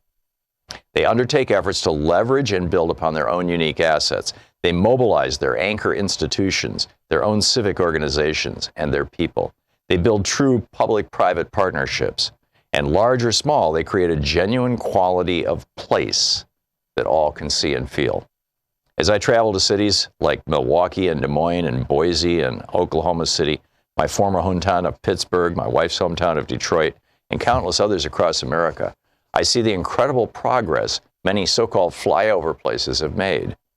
And now I watch as even smaller communities like Bentonville or El Dorado, Arkansas, the latter chronicled in these very pages, do much the same to leverage their own knowledge assets or lakefronts and hillsides or arts communities to create their own renaissance. It can be done. It is being done. It does, however, take money and smart policy and great local leaders. But above all, it takes intentional leadership to mobilize the energy of the community to do it. In the decade or so since writing The Rise of the Creative Class, I watched Mick Cornett mobilize his community in just that way during his 4 terms as mayor of Oklahoma City. If you've heard of him at all, it's likely from the time he famously energized his community by putting the entire town on a diet to encourage fitness and vitality, long before wellness became a watchword for the new urbanization. His accomplishments go far beyond that single story, however. Cornett was the longest serving in a long line of fiscally conservative Oklahoma City mayors that have understood the importance of a city investing in this new urban, talent-driven age. And he goes on to talk about that, the next American city. Brought to you by 8 Sleep. The Pod is the first bed designed to boost your performance. More at 8sleep.com/Tom. And the questions for the hour, I guess, is are racism, sexism, misogyny, cover-ups, crimes. Is Trump going to be able to make it through this? And frankly, I think even a larger issue is, what about the rest of the Republican Party? Bob Ney was on earlier, the former congressman from Ohio, now a reporter. And he was a Republican congressman. He's no longer a Republican, won't have anything to do with the party. But, he maintains friendships with a lot of these guys. And he's like, you're going to start seeing Republicans peeling off if Trump continues this racist rhetoric. And in all probability, he's going to. And then we've got the story that tomorrow, a federal judge has ordered that all the documents that had to do with the investigation into campaign finance violations, for which Michael Cohen is now sitting in prison because Donald Trump ordered him to pay off Karen McDougal and Stormy Daniels, that all the documents that the prosecutors were using in that case be made public. And the Trump administration was arguing that they shouldn't be made public, and in fact, they should be heavily redacted. And the judge said, no, that ain't going to work. So is that all going to be enough or not? Or is it going to be socialism, frankly? Trump is trying to paint the entire Democratic Party as the squad. And I mean, this morning, I turned on the TV and there was MSNBC and Stephanie Ruhle was on, and she asked the question, and this is not necessarily verbatim, but it's close. Will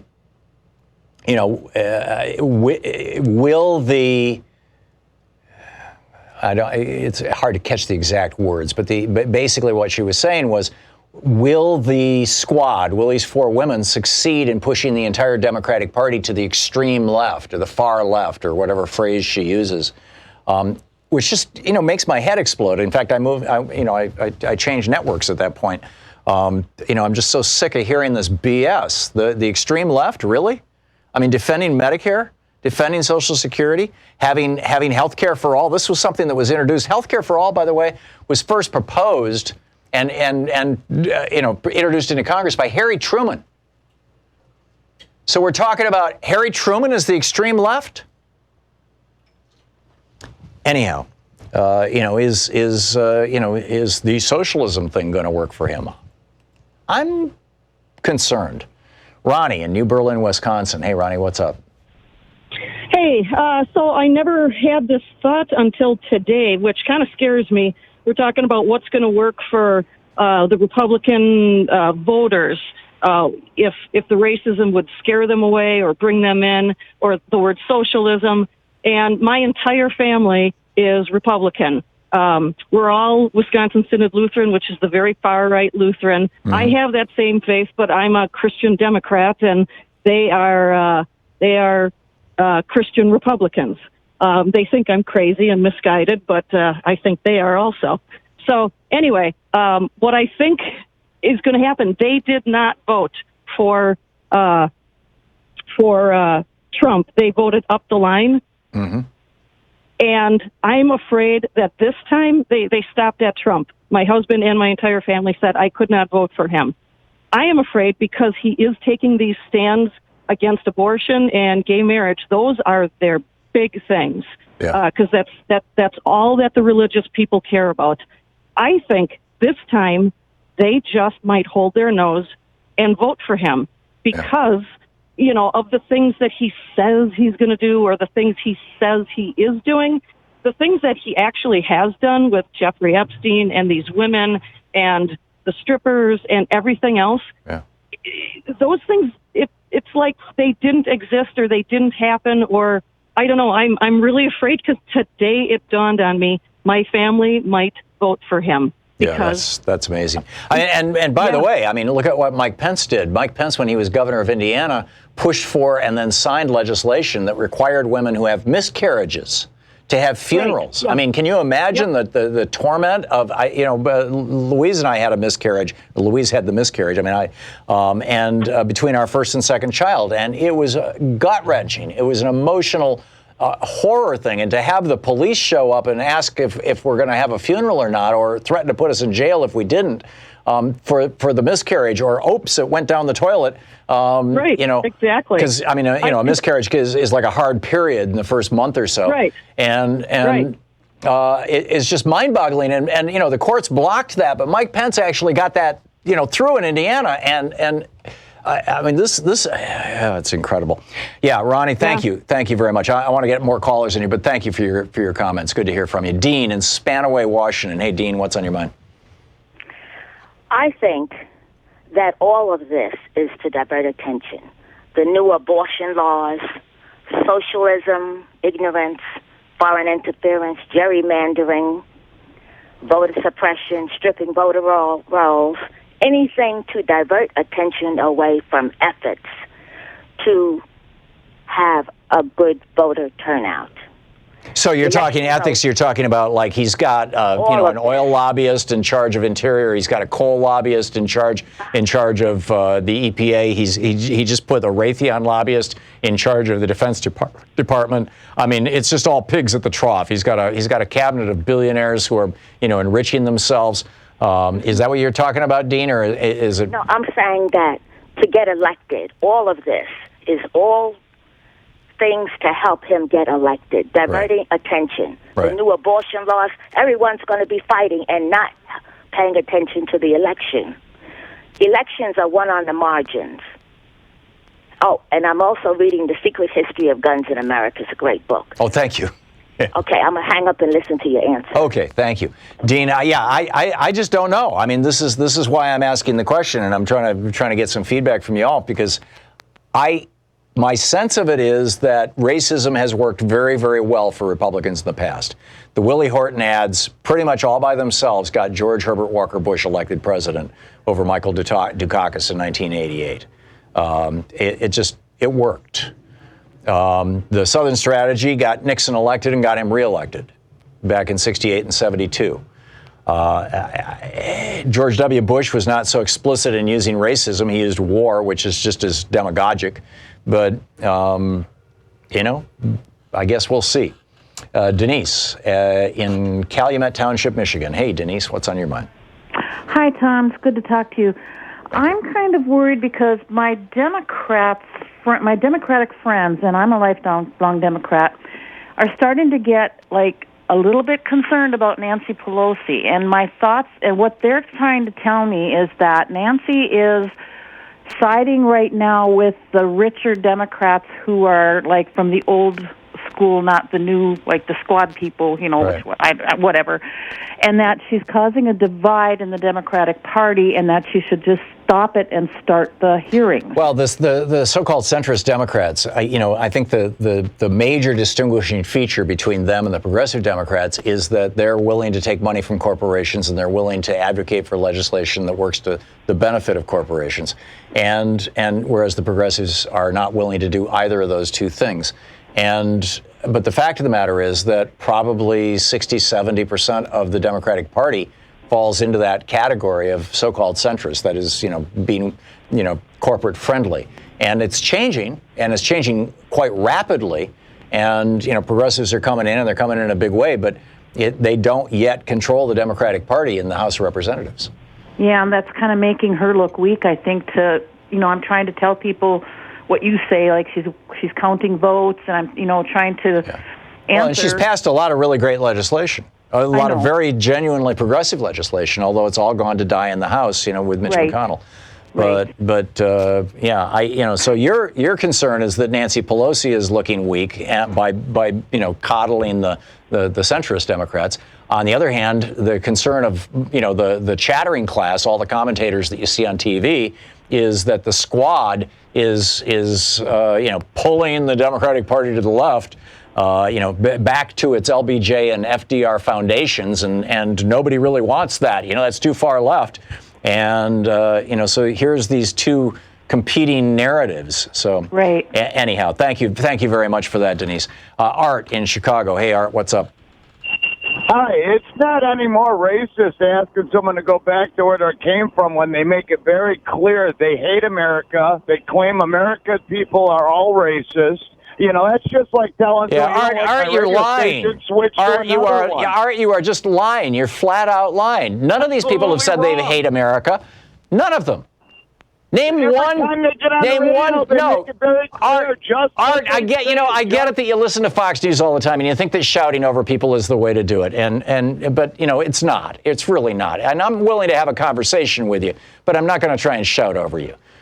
Please name one time that any Democratic member of Congress has said that they hate America. Name one time. Oh, he hung up. Okay. Art, you're a coward. Anthony in Philadelphia. Hey, Anthony, what's on your mind?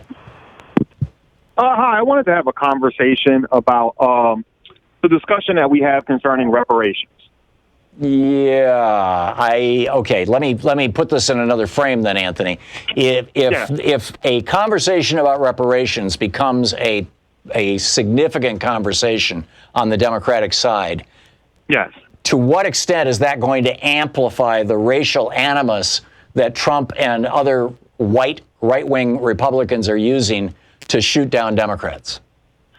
Okay, well, one of the things that we could do is frame the conversation to show white people, particularly racist white people, how they benefit from reparations. And I don't think anyone has tried that approach. Tell me how. Well, first you would have to establish the function of reparations. And for me, I look at the metrics of ownership. Black people, as it stands, own about 3% of businesses in the United States of America, meaning that economically speaking, almost 100% of us have to leave our communities and enter other communities, any other community, to have access to a single opportunity.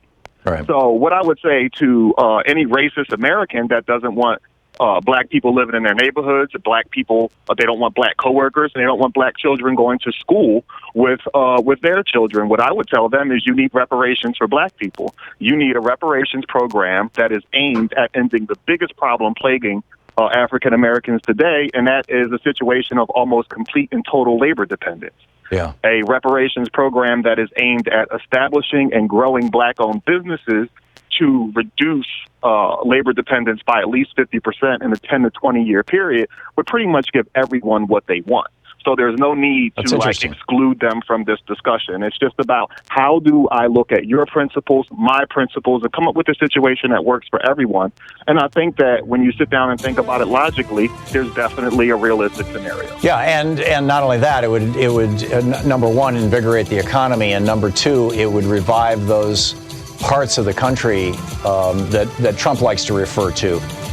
Speaking of basically, black inner cities, lift them out of poverty, lift them out of all the although I think the Republicans like the fact that it's like this so that they've got somebody they can beat up on. But I get your point, Anthony. Thank you. You're listening to Thom Hartmann. Visit ThomHartmann.com for audio and video archives. We'll be back with more of your calls in just a moment. It's the Thom Hartmann Program. Viagra for your brain. Just don't tell Limbaugh. He'll want some.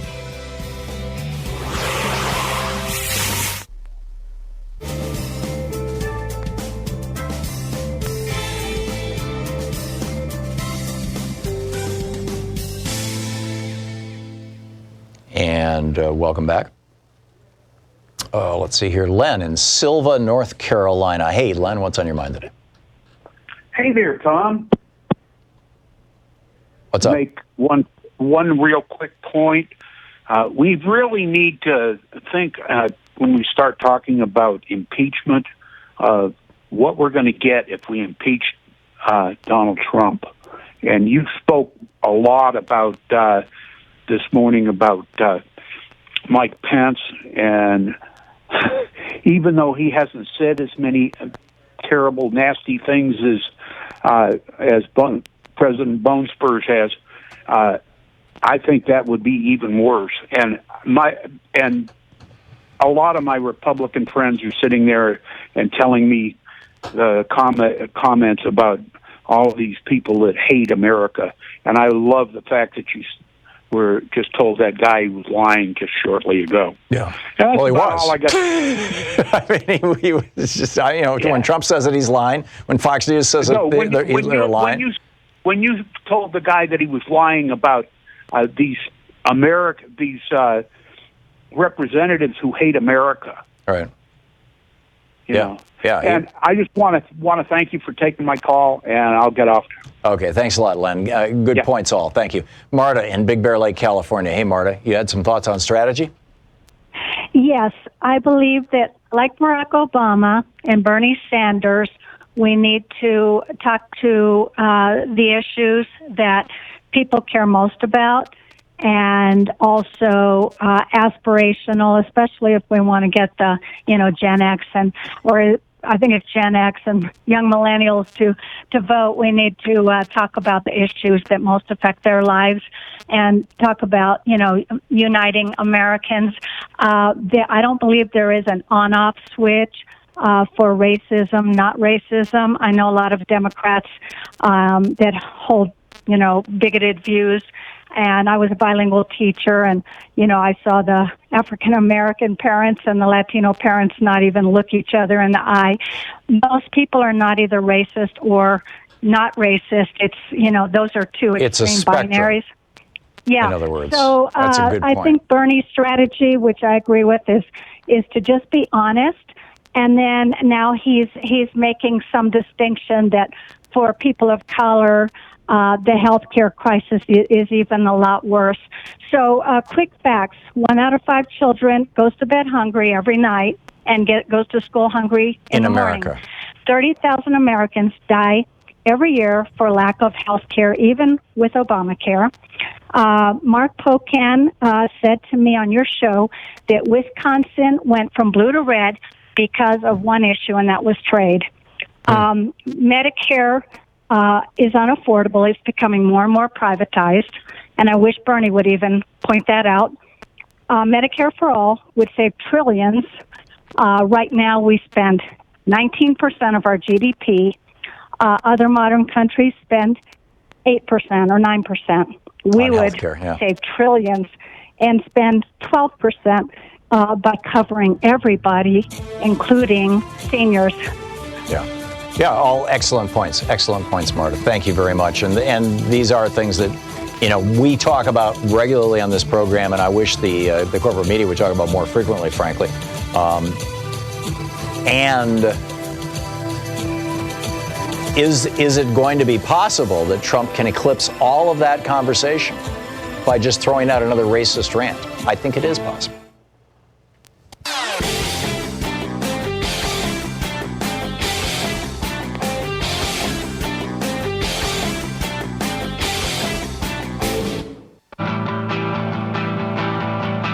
It's 51 minutes past the hour. Fair and only slightly unbalanced. Thom Hartmann here with you. Freddie in Oak Lawn, Illinois. Hey, Freddie, what's up? How you doing, Tom? Good. I just wanted to make a comment.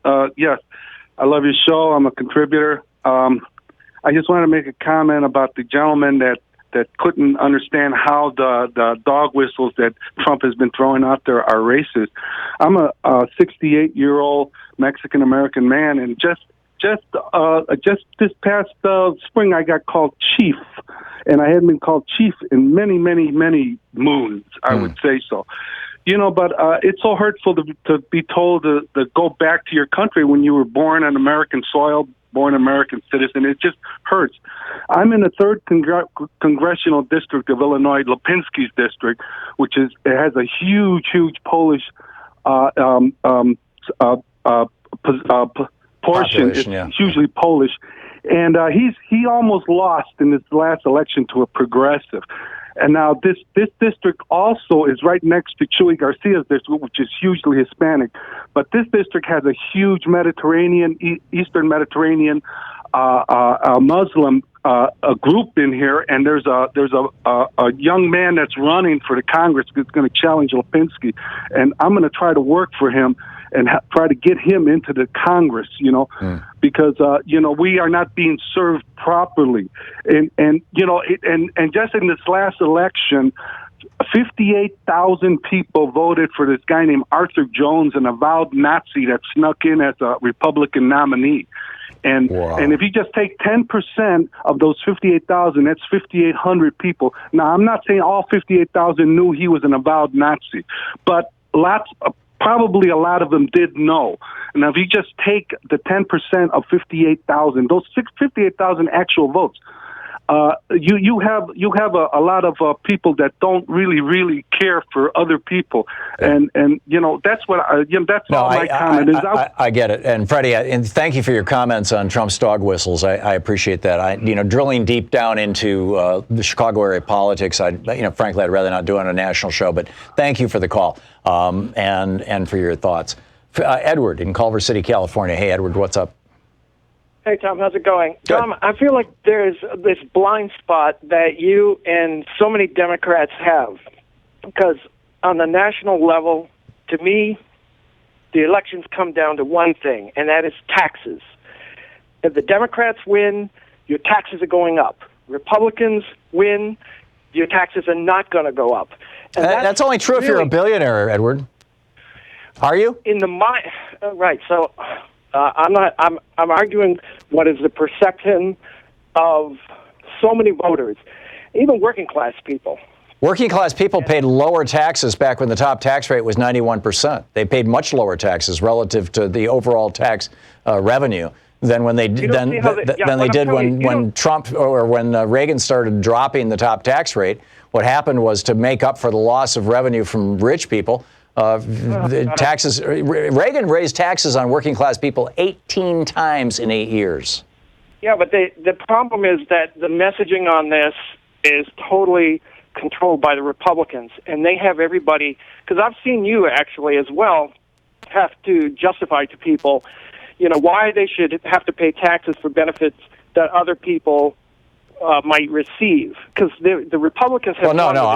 Wait a minute. The point that I have made is not that, and it has to do with public school and now with college, frankly, is not that other people are receiving it. It's the society is receiving it, and you're a member of society. So you're actually benefiting. I'm getting to my point. Yeah. My point is that there is a philosophical battle over the long term that the Republicans seem to have won, and that is they've inflamed this concern that American voters have about the freeloader problem. Right. And that is, so you can talk to somebody who works at McDonald's, and they will complain about how much taxes is being taken out of their check. Yeah. I mean, and that's the difference between Europeans and Americans. Europeans really, they're willing to pay taxes. Well, and also in Europe, in most European countries, when you get your tax statement at the end of the year, number one, the government does your taxes for you.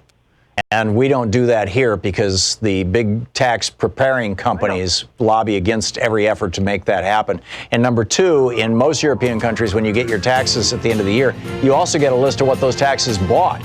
And so people realize the value of what they got. And again, Republicans fight against, any possibility of anything like that happening here in the United States. Edward, you raise a cogent point, and it's an important point, and it's one that the Democrats need to take more seriously, is strategically. Not just in messaging, but also in legislation. I mean, we should be doing what European countries are doing to show people the value of their taxes. In Where to Invade Next, in Michael Moore's movie, he actually talks specifically about this. So if you haven't seen Michael Moore's movie, check it out. Anyhow, thanks so much for being with us today. We'll be back tomorrow, same time, same place. In the meantime, don't forget, democracy is not a spectator sport. It requires you. Get out there, tag, you're it. We'll see you tomorrow. You've been listening to Thom Hartmann. For audio and video archives, visit thomhartmann.com.